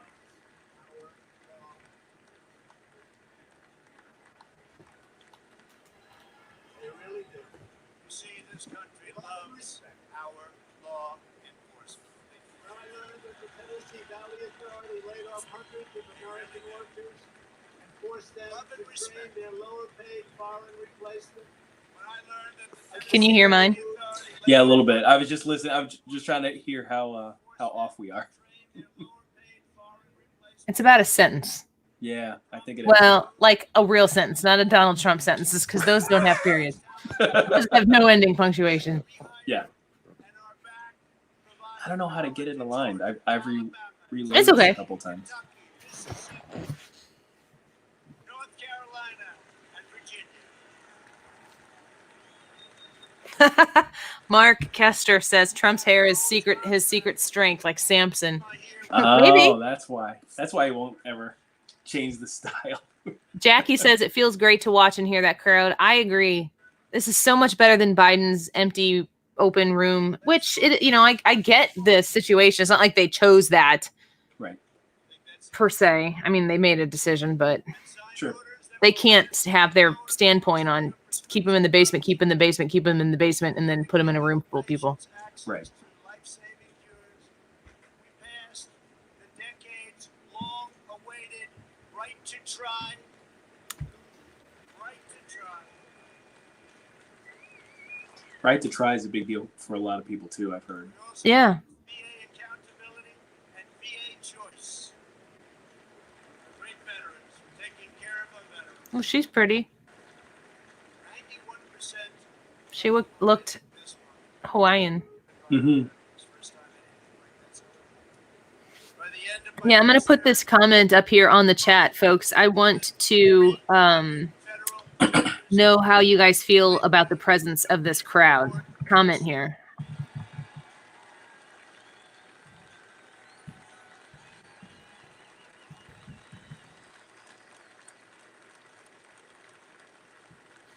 Judges. and to bring prosperity to our forgotten inner cities, Congress historic criminal justice reform, prison reform, opportunity zones, and long-term funding of historically black colleges and universities. And before the China virus came in, we produced the best unemployment numbers for African Americans, Hispanic Americans, and Asian Americans ever recorded.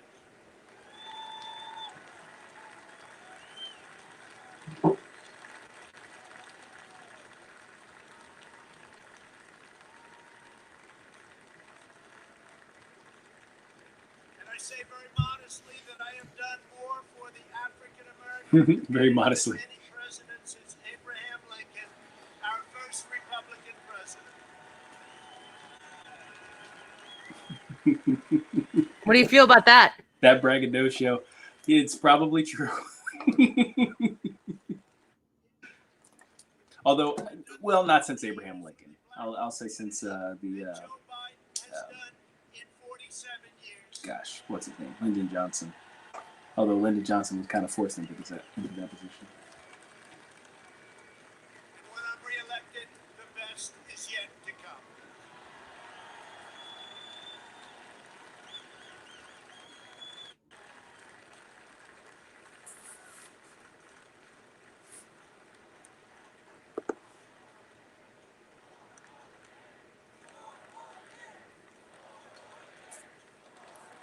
It's really hard to beat an incumbent.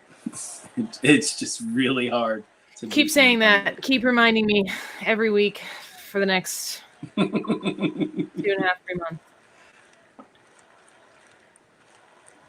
2.5 months. Wow.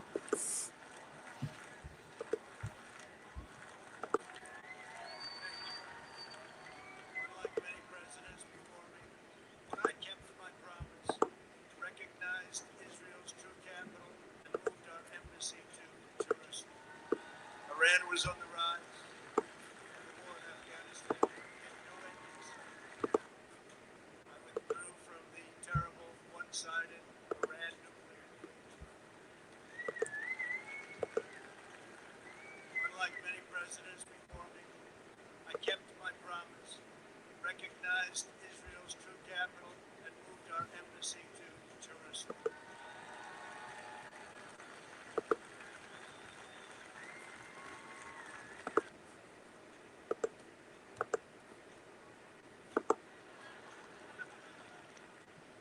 And opened it at a cost of less than $500,000.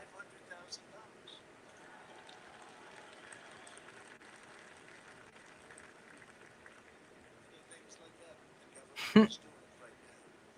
We also recognized Israeli sovereignty over the Golan Heights. And this month we achieved the first Middle East peace deal in 25 years. Thank you, UAE. Thank you to Israel.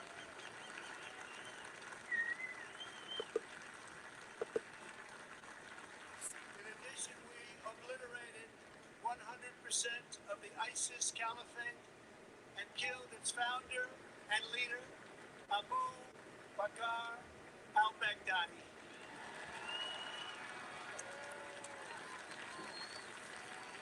I jumped over to another stream. He just talked about al-Baghdadi. Is that where you are? And they're Yep. applauding? Okay. You might be a little more in And sync. in a separate operation, we eliminated the world's #1 terrorist by far, Qasem Soleimani.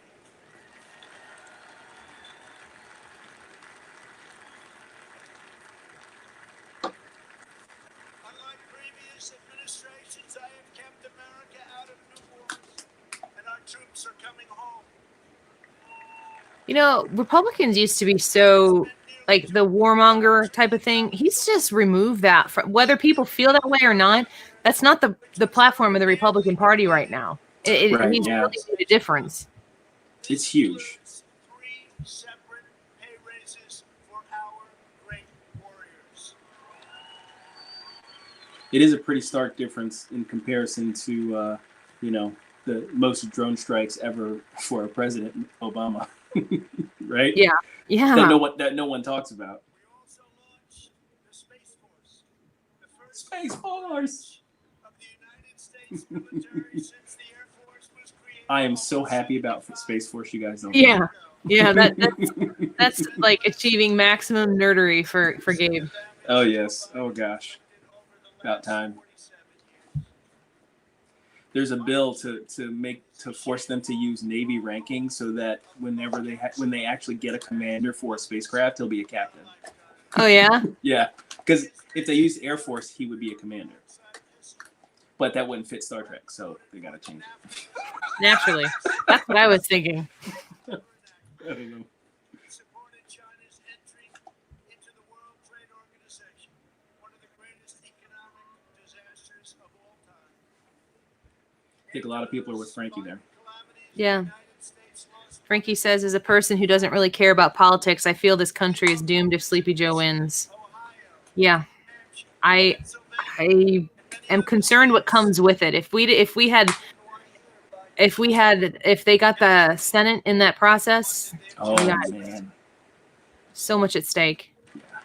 As vice president, he supported the Trans-Pacific Partnership, which would have been a death sentence for the U.S. auto industry. It's like, where's Waldo? Luke says he sees the My Pillow guy. I'm waiting for him to interrupt this speech and then interrupt his interruption of the speech to talk about sheets. Repeatedly supported mass amnesty for illegal immigrants. He voted for the Iraq War. He opposed the mission to take out Osama bin Laden. He opposed killing Soleimani. He oversaw the rise of ISIS and cheered the rise of China as a positive development for America and the world. So positive development. That's why China supports Joe Biden and desperately wants him to win. I can tell you that upon very good information. China would own our country if Joe Biden got elected. Unlike Biden, I will hold them fully accountable for the tragedy that they caused all over the world. In recent months, our nation and the world has been hit by the once-in-a-century pandemic that China allowed to spread around the globe. They could have stopped it, but they allowed it to come out. We are grateful to be joined tonight by several of our incredible nurses and first responders. Please stand and accept our profound thanks and gratitude. Yeah. Mm-hmm. You know, I really think we've probably reached herd immunity at this point. You think Just what? because we've probably reached herd immunity at this point. You do? You think so? In most places, yeah, because you know our cases are going up, but hospitalizations and deaths are going down. So you know that means it's not as severe for other people. We also know who to protect. Yeah. Stop sending COVID positive people to nursing homes. That'd be nice. Yeah, we don't talk about that. Nobody talks about that. That's what I've heard. We're just gonna write a book about how great it was. When the China virus hit, That dude's we launched the largest national mobilization since World War II. Invoking the Defense Production Act, we produced the world's largest supply of ventilators. Not a single American who has needed a ventilator has been denied a ventilator, which is a miracle. I saw a headline actually lamenting the fact that the government is stockpiling them now. And they're sitting in a factory unused, or sitting in a warehouse unused. The Waiting. headline said. It's like, well, duh, that's what a stockpile is.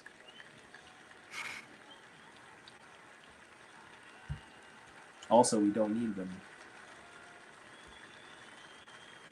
I'm saying it now. Mike Pence is race banned and all grown up. For all you old heads who remember Johnny Quest cartoons. I know who you're talking about only because it's so spot on.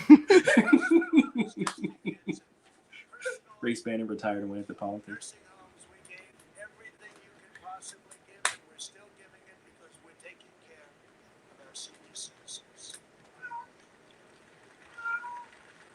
The Army Corps of Engineers built field hospitals. I hear a kitty. Yeah. She's my talkative one. We developed from scratch the largest and most advanced Okay, testing cool. system anywhere in the world. America has tested more than every country in Europe put together, and more than every nation in the Western Hemisphere combined. We've conducted 40 million more tests than the next closest nation, which is India. We developed a wide array of effective treatments, including a powerful antibody treatment known as convalescent plasma. You saw that Sunday night when we announced it. That will save thousands and thousands of lives. Thanks to advances we have pioneered. So he's getting a little shiny. Little sweat, little glisten. Would you like? I mean, I've been on camera before and like not even wanted to move a hair out of my face. Worried about it. Would it? I always wonder, like, wouldn't it be less distracting for him to just be like, "Whew," and then move on and not be? He's so shiny. He could just do it like a Southern preacher and have a little towel that he grabs and Yeah, his face every once in a while. have a towel man. Have a towel man standing next to you who does it for you. Be like, in your man. second term, somebody dabs your sweat for you. There you go. Whoa. We enacted the largest package of financial relief in American history. Thanks to our Paycheck Protection Program, we have saved or supported more than 50 million American jobs. He's got his lean on. Mm-hmm. Yep. He's looking at that one. And now I'm going to turn and look at this one. As a result, we have seen the smallest economic contraction of any major Western nation, and we are recovering at a much faster rate than anybody. You think after this he's going to start doing rallies? 9 million jobs, and You know what? I think You gotta he give kinda this, has to what, at this point. Maybe you give it 2 weeks and Yeah, see, I mean, you got to wait for the bump, right? You want to wait for the bump and You make wanna sure step that nobody was a super spreader. on it. Right. travel ban on China very early indeed. Joe Biden called it hysterical, xenophobic, and then I introduced a ban on Europe very early again. If we had Man, I love conventions, but it's a lot of work. following the science, Joe Biden wants to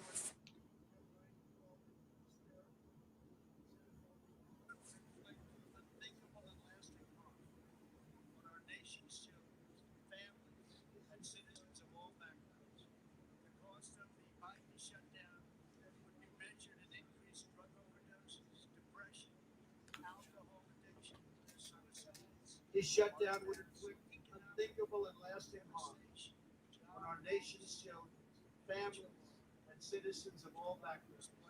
The cost of the Biden shutdown would be measured in increased drug overdoses. The Biden shutdown. We're going to be hearing that. Mm-hmm. Oh yeah. It was one of the dumbest things he could have said. Yeah. Is that he would shut it down. Shut it all down and Shut a it mask all down. mandate. It's like we're already on the downswing, guy. Especially the elderly quiet, allowing low risk Americans to safely return to work and to school.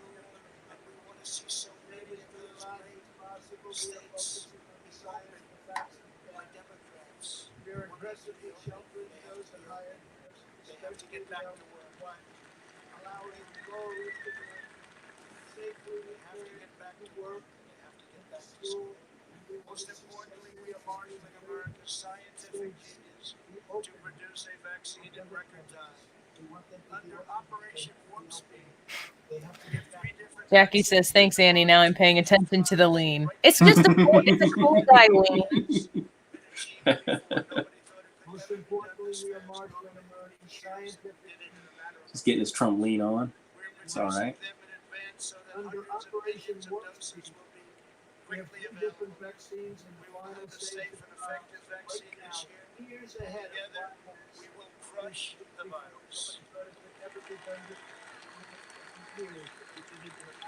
Yeah, that one friend. You're right. We're coworker. I keep telling everybody he's that coworker who's a really good performer, but most people kind of find him a little much. A little much. A little much. Major party nominee. Joe Biden may claim he is is an ally of the light. But when it comes to his agenda, Biden wants to keep us completely in the dark. They don't have one. He doesn't have a clue. He has pledged a $4 trillion tax hike on almost all American families. Really hope they don't count flu deaths as COVID deaths.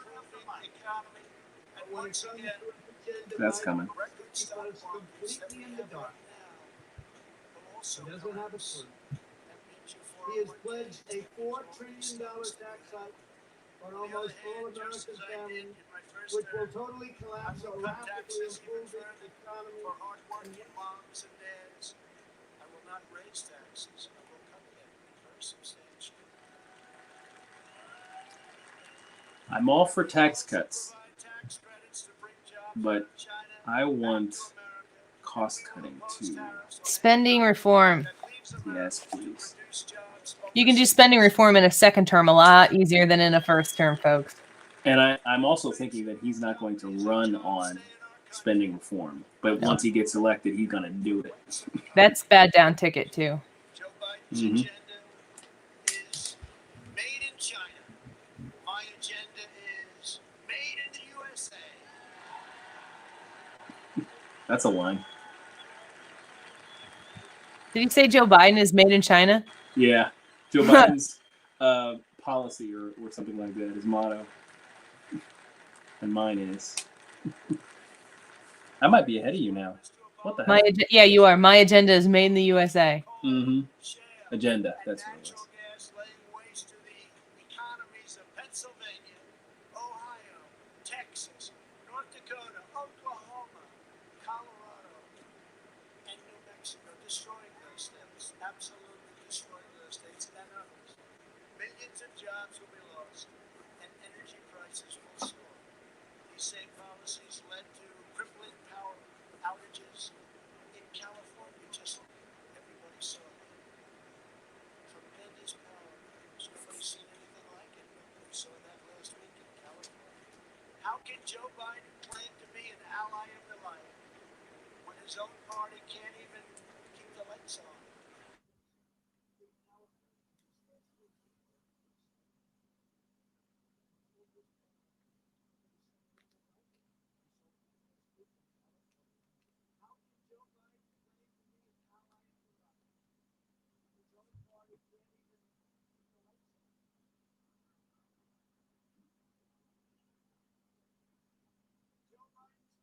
Nationwide catch and release and providing illegal aliens with free taxpayer-funded lawyers.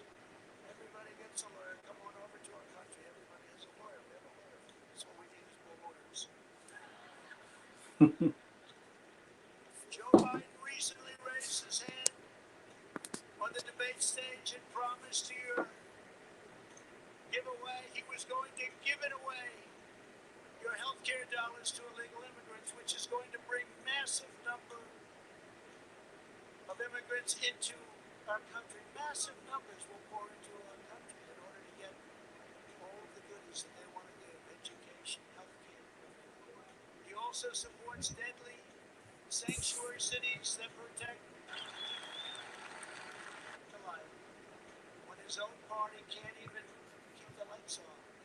Your health care dollars to illegal immigrants, which is going to bring massive number of immigrants into our country. Massive numbers will pour into our country in order to get all of the goodies that they want to give, education, health care. He also supports Native America's borders. And he's even talking about taking the wall down. How about that? Luke says it's 85 degrees with 57% humidity in DC right now, and he's got lights on him in a suit coat. I'm curious, commenters, people who are watching right now, in this scenario, would you rather him just power through and not draw any more attention to the glisten, or would you like him to just humanize the moment? And Give a little pat down. can you hear the Joe Biden, ad? We've got him sweating now. Oh, gosh. Slow motion and black and white. With tremendous respect that they deserve. Great people. Great people. Joe Biden claims he has empathy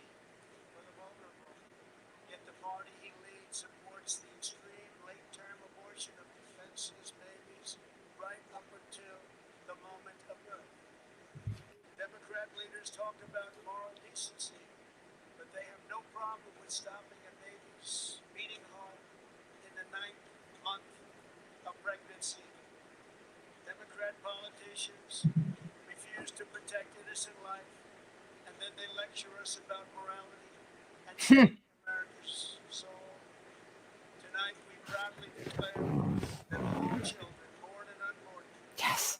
have a God-given right to life. Amen. Most pro-life president in history.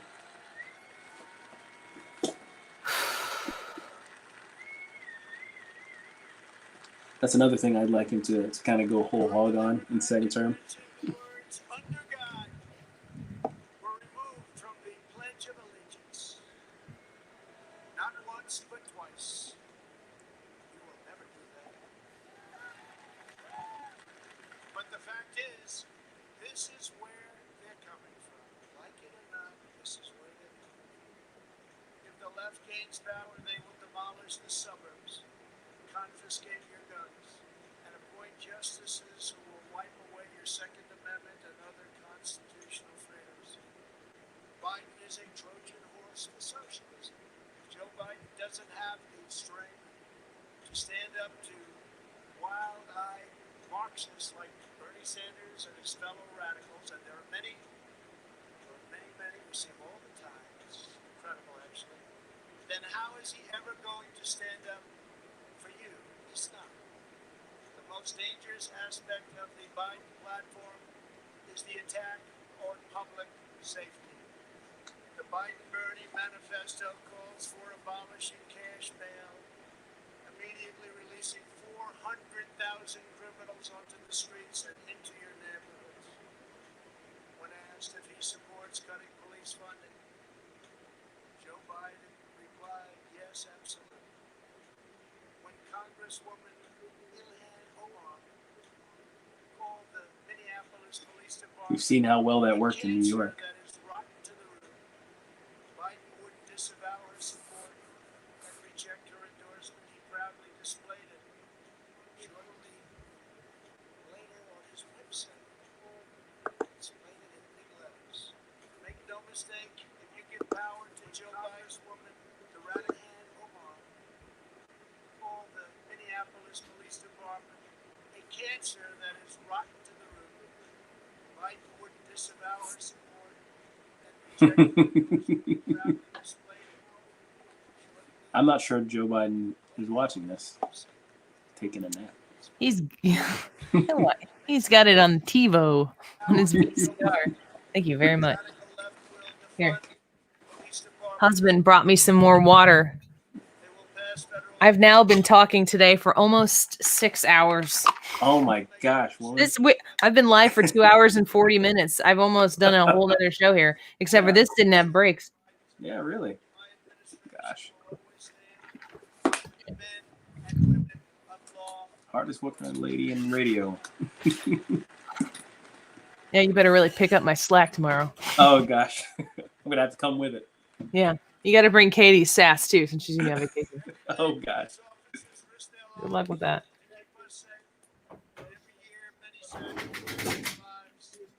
Let's sing a song sassily. Black Velvet.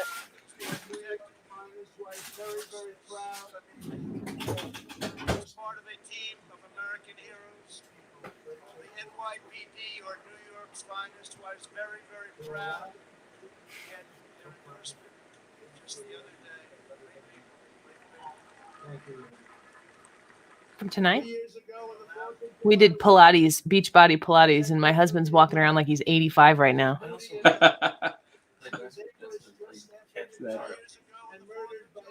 Old man. Old man, take a look at yourself. Especially with that strawberry shortcake ice cream bar there. That's an old man ice cream bar. Yeah, it is the only one we have in the house. Go on. Thank you for the ice water. Yeah. You can't shower, no. People will hear the water. Watch your president. We can hear you in the shower. It was Yeah. the water. I think the pipe is like right next to me. I was like, this is not good. I was just trying to replicate some of that Ryan Williams energy right there. Maverick says, Jared, true hero on the AFS. He is a true hero. You have no idea. Oh yeah.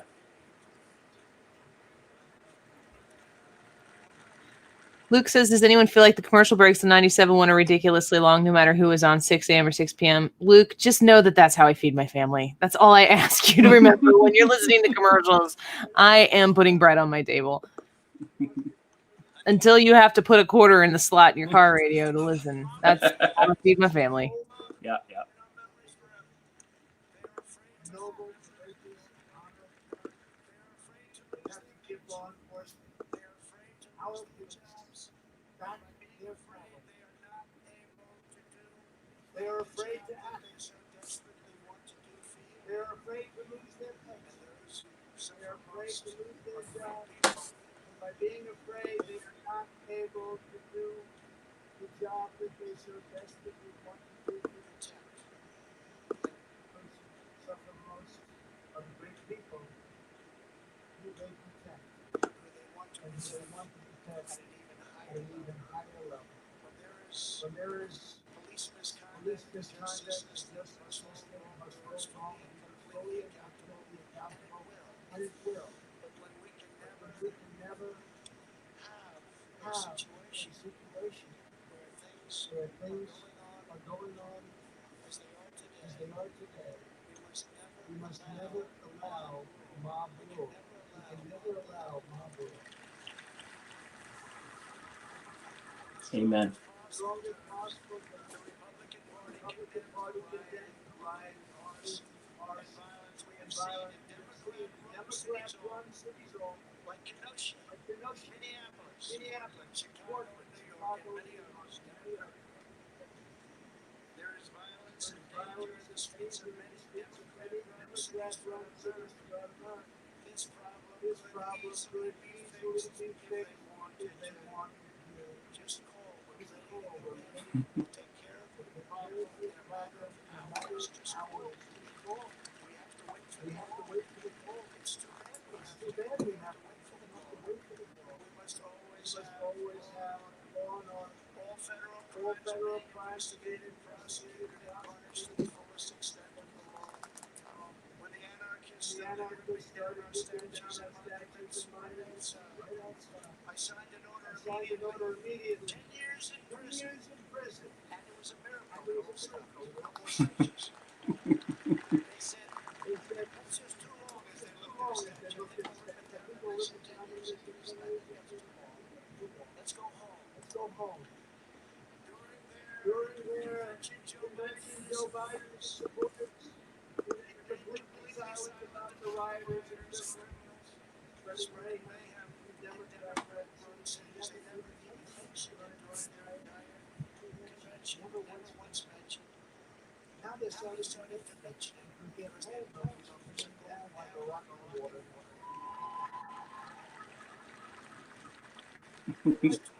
Wake up, America. It's okay to like this guy, and it's okay to love your country.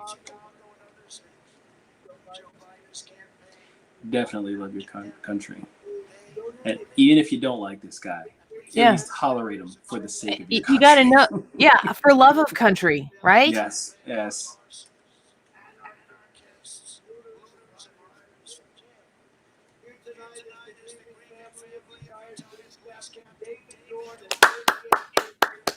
Mm-hmm.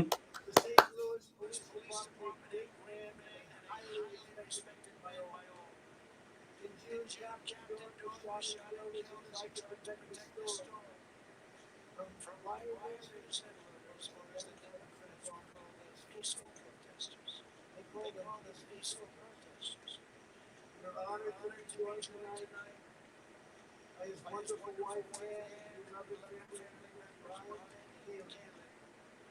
Each of you will never forget the Lord legacy of Captain David Dorn. Thank you very much.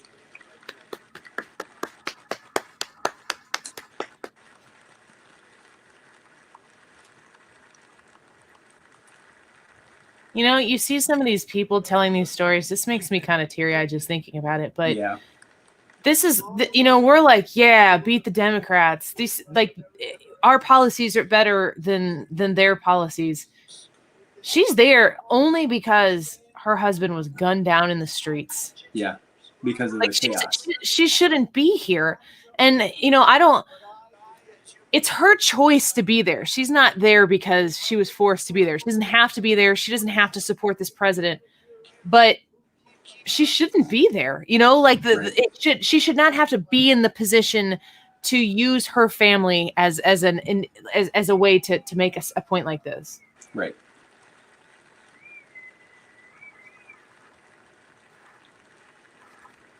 But I guarantee you there are a lot of people around the country who have suffered because of the violence that the Democrats have let go on, who are in Trump's corner now, even if they weren't before. If the leftists have been creating Trump supporters all around the country. From your lips to God's ears.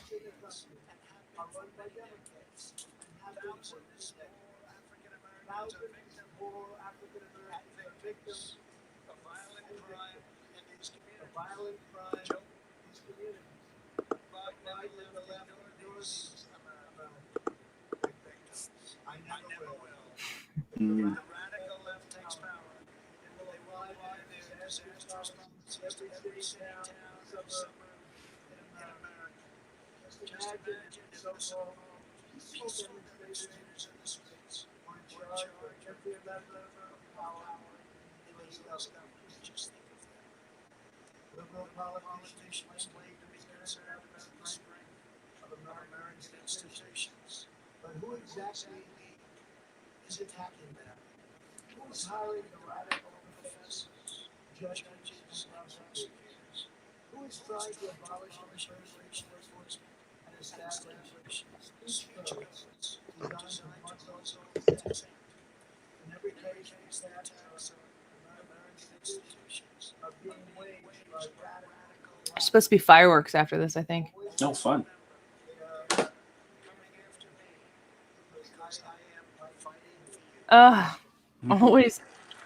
Always remember they're coming after me, comma, because I'm fighting for you, period. That's how I tweet, folks.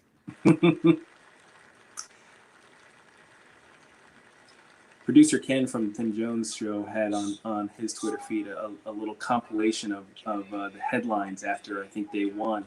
How they were talking about how the Republicans paint a dark vision of the country under Democrat rule, but it's paint by numbers. Yeah. Because you just have to kind of point to the actual darkness in the cities. Ken's producing our show tomorrow. He's on the show with us. Sweet. So we'll we talk you, about me, Ryan, and Ken. The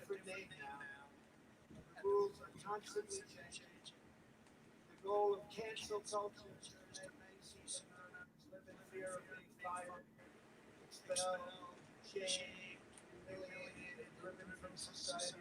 The far left wants to coerce you to say what you know is false and scare you out of saying what you know to be true. Hey, Trekkies, there are 4 lights. On November 3rd, You have no idea what I'm talking about, Andy, but I'm maybe Talking in code on my show. I'll explain it tomorrow. Okay. Tune in tomorrow for the explanation.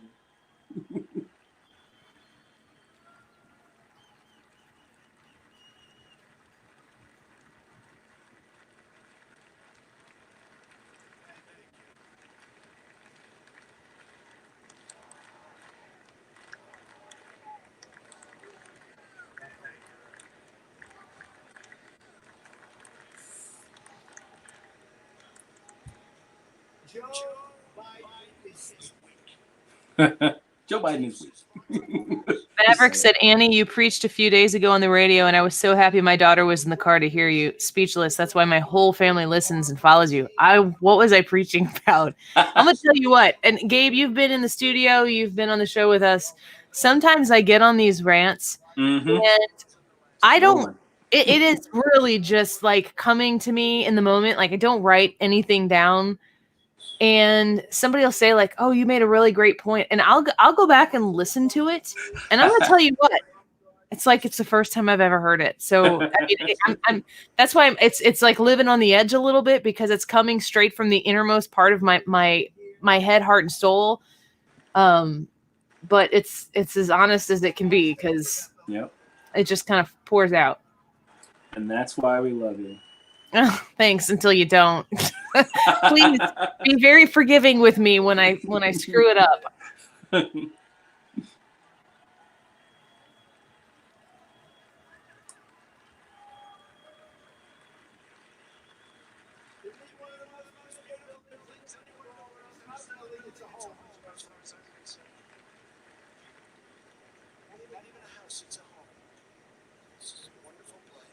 Is this where he announces he's going to stay for 12 more years? We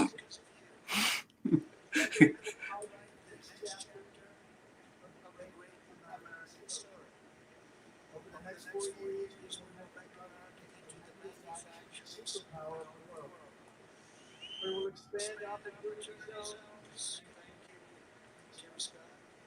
Bring home our medical supply chains. Mm-hmm.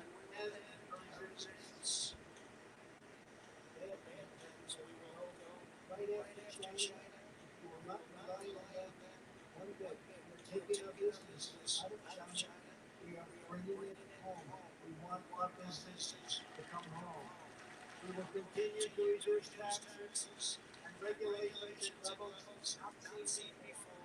We will create 10 million jobs in the next 10 months. Oh. We'll hire more police, increase resources for law enforcement, and surge federal prosecutors into high-crime communities. We will ban dead secular cities and ensure that federal health care is restricted for American citizens, not for illegal aliens. We will have strong borders.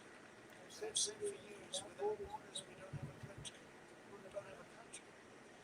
Strike down terrorists, threaten our people, and keep America out of endless and costly foreign wars. Yeah, the Trump doctrine basically is strategic, specified strikes. No boots on the ground. And persuasion through economic oppression. Mm-hmm.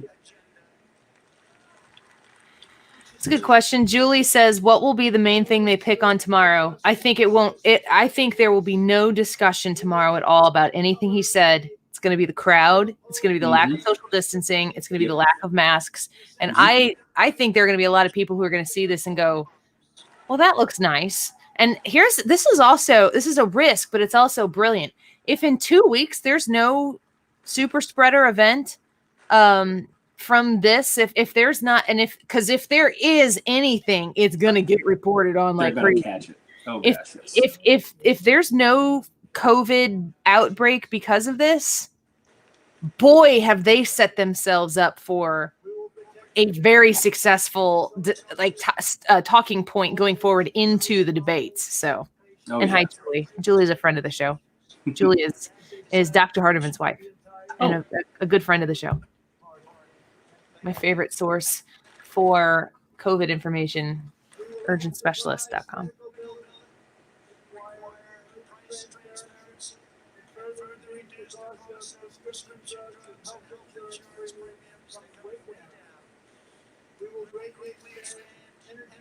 Well, thanks, Maverick, and thank you for letting your family listen in. I appreciate that. Word of mouth is the way we market these days because it's free. And this, because it's also free. So I appreciate every one of you guys who are hanging out with us tonight.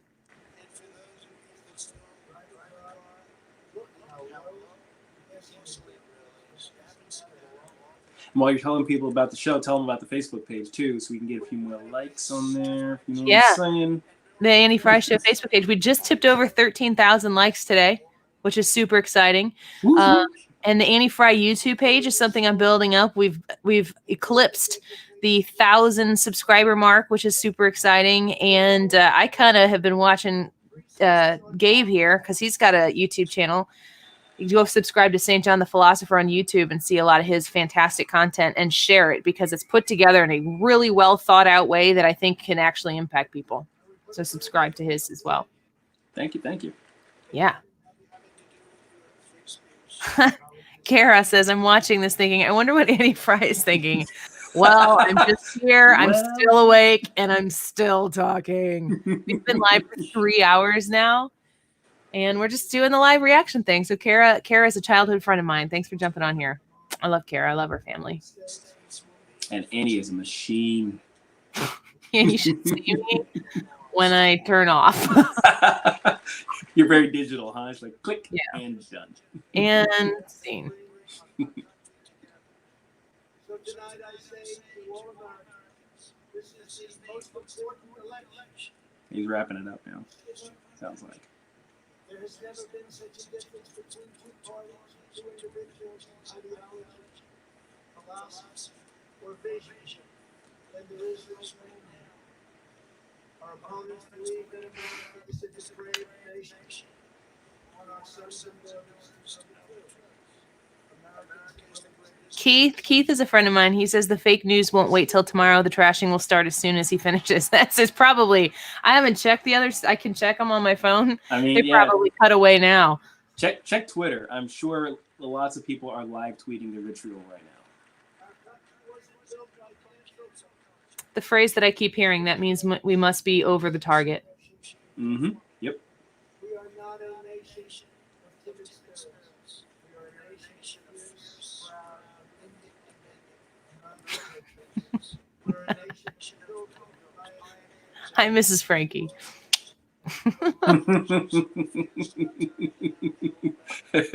I roll. That means sounds you've like my achieved. life. Yeah, that means you have achieved a very comfortable place in your marriage. You are safe and secure. Yes. There's no one like us on earth. I want every child in America to know that you are part of the most exciting and incredible adventure in human history. No matter where your family comes from, no matter your background, anyone who rise, with hard work, devotion and drive, can reach any goal and achieve every ambition.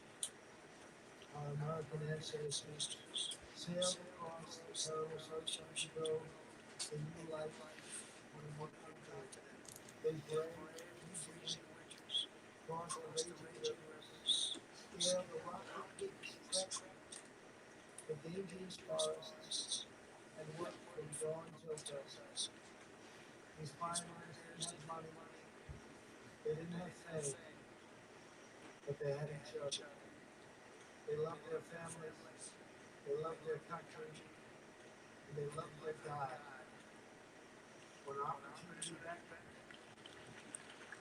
they picked up their Bibles, packed up their arms, climbed into their covered wagons, and set out west for the next adventure.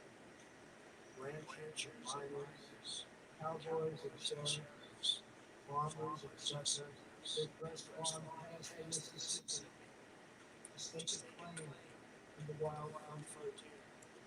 Legends were born. Why? Yeah, Annie Oakley. Americans built their beautiful homesteads in the open CNN and MSNBC are still carrying it, just so for the folks keeping track at home. Well, they saw the ratings the other day and they were like, we can't pass that up. That's all that's going to matter to Trump tomorrow. Somebody asked him at that press conference today, what do you think about the NBA and their decision to protest or boycott? And he goes, I don't know, but I've heard the NBA's ratings suck or something like that. It's like, I don't think you really understood. laid down the railroads, built the great ships, raised up the skyscrapers, revolutionized and sparked a new age of scientific discovery. We set the trends in art and music, radio and film, Woo! sport and literature. Going through the entire American story here. He's got to make everyone feel like he talked about me. He talked about a radio. Whenever our way of life was threatened, our heroes from Norman to Asia. Iwo Jima, American patriots listed cannon blasts, bullets, and detonators to rescue American liberty. They had no fear, but America didn't stop there. It's almost like we're awesome. You know? We are. The awesomest. We did it so that two great patriots stand tall and salute our oneness American flag, planted in the face of the world. For America, nothing is impossible.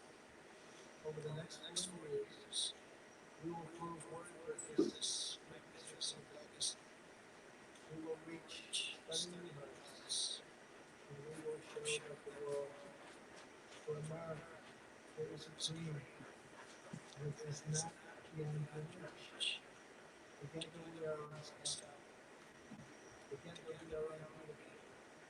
Because together we are the proud citizens of the United States of America.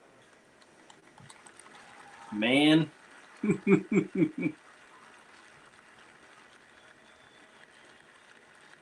I mean, but for, little things with the delivery, that was very Reagan-esque. We will make America safe. We will make America strong. We will make America prouder. And we will make America greater than ever before. I'm very, very proud to be the nominee of the Republican Party. I love you all. God bless you and God bless America.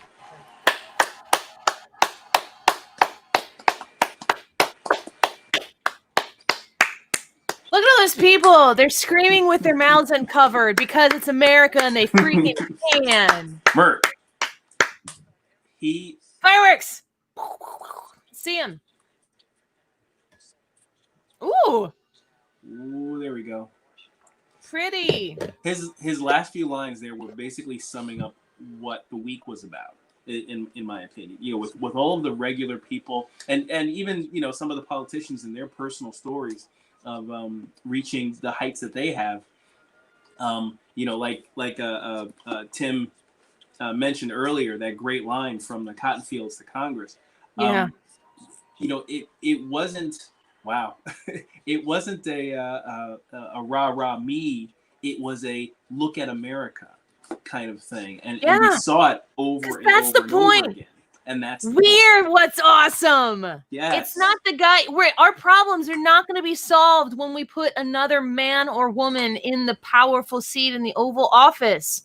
The power of this country comes from when that person acknowledges where the power truly lies. And that's with the 64 people plus us two watching here, caring enough about our country that we're willing to say maybe, a little comment 4 more years because we know what's right, because we love America and we're sick and freaking tired of having to be ashamed about it or being proud, but like on the down low. Right. Or, it's like in Jesus times where you draw half the fish to see if the other person would complete the fish, because then you can talk about how cool Jesus was. Right. I didn't just compare Trump to Jesus. Everybody just calm yourself down. Yeah, relax. Relax. Trump needs Jesus. So do I. As do we all. Yeah. But look at all the. I don't know if you see the same shot I do. Are you seeing fireworks right now? Do you see all the phones up? Monument. Oh, yeah. Look at all the phones. This is what it's like to be at Disney World. Everybody holds their phone up. Yep. You have to remember to watch the actual friggin' show. Yeah. It's not your phone. Mm-hmm. That's right. I think at some point when I was doing that, I realized, you know what? This video isn't going to be nearly as good as what what's right in front of my face. I'm just going to put the camera down and just watch it.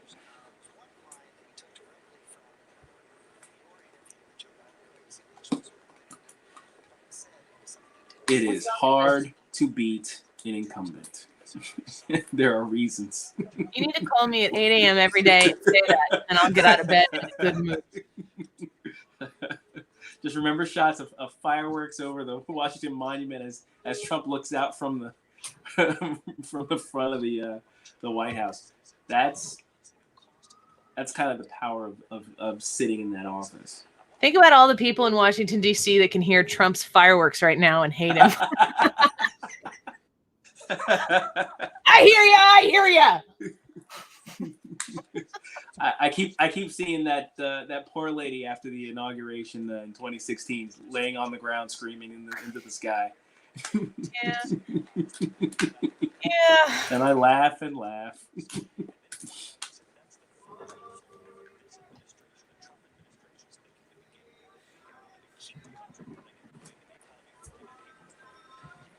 Yeah, it really was a very effective convention from what I saw. And I didn't, I'm gonna. I watched a lot of watch all of it, but I watched a lot of it, and I would sit down and I would everything that I watched. I would rewatch again. It was that good for me. And again, I am at the epicenter of what they're, like they want more of me with people who aren't where I'm at right now. So I get it, right. But especially when I feel like, I definitely feel like the majority of this was targeted towards women, mothers, safety, people who are persuaded by emotional means, which would be me as well. So I feel like, yeah, that's right. You blow that stuff up. Julie says his summary was fantastic. If he could come across this way always. I agree. Yeah. Yeah, there's a lot of Ben Shapiro does this thing where he has a good Trump, bad Trump, and he kind of compares the two. And this was definitely good Trump. And when he's good, he's really good. Yeah. And it'd be really nice if we got more of that and less of the snipey, Twitter fight thing and the casual insults and things like that. But I mean, like, even if you asked your wife if you were, 100% perfect all the time, the things that you love, that she loves about you, go along with the rest of the stuff. And you choose people that way. There's nobody who is perfect. I mean, good grief. Lord knows I have my flaws. And I've said to my husband many times, like, I'm just sorry that I have to be your wife. Like, I know that I can be high maintenance at times, and we all have our pluses and our minuses, and Trump does too. And he just lives in bold colors. The things that he is, they're bright, they stand out. Sometimes they clash, but you want that in your life. You need it. Our country really does, I believe, need it. Yeah. Vicky says, I feel so much more calm and hopeful. Well, that's, I think, what they were going for. That's a good feeling.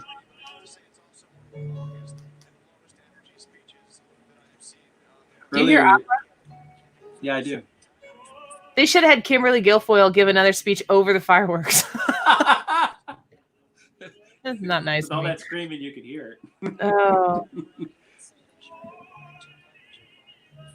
All right, I'm reading a few more comments here. All right, Gabe, give me we'll do this again for 3 more hours tomorrow, starting at noon. But before we sign off, you want me on at noon, or you want me on at 1?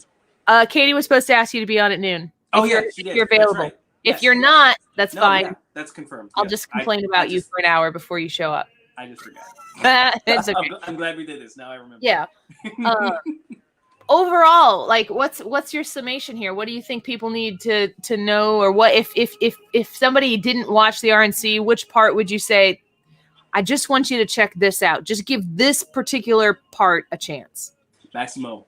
Yeah. That part. Look, if there's anybody you need to tell you that we're standing on the precipice of 2 different Americas, based on this election, it would be him, right? And he said it, tearing up, kind of relating something his dad said. It's like, there's nowhere else to go. We can't. People who fled the dictatorships and the bold promises that were made to them, they came here, and there's nowhere to flee from here to, if that's what is brought into this country. So definitely, listen to that, and the last few minutes of Trump's speech where he goes through all of America basically, and ends with, we together are unstoppable. Yeah. that's the truth. That's the reality of it. America's think it- awesome, guys. Yes, Just in it's case you awesome. forgot. Just in It's case you really just forgot. the subtitle to the whole thing. We're awesome. Where's this one comment? Here it is. Can you read that out loud for me, Gabe?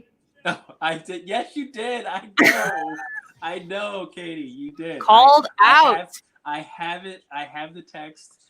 That is correct. I just forgot. And thank you for reminding me. Everybody is pretty excited. Hi, that Katie's Katie. here. Katie. I asked Katie to join us before. She said she was in the bathtub. So, and then she said no, I guess. Priorities. She's on vacation. All right. You Well, just leave the camera on the dog and then just talk. yeah, totally. Yeah. She says, boy, you forgot. She's calling you out. I love you, Shit. Katie. I think it was fantastic. I am going to flip through and look at some of the other media that's out there right now and see what the other folks are saying. I saw someone said Chris Wallace said that the speech fell flat, and Todd says Chris Wallace sucks. So, Chris know, Wallace didn't get that. thrill up opinions his are leg. like rear end holes. Everyone's got one. They all stink. So,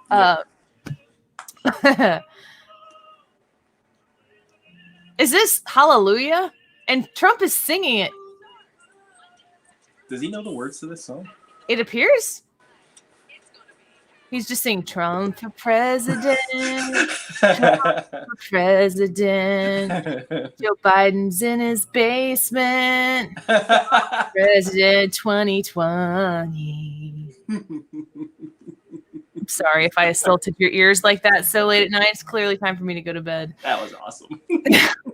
Noon tomorrow. And if you want to get up early, guess where? I have to be at 7 a.m. on the Mark Cox Show.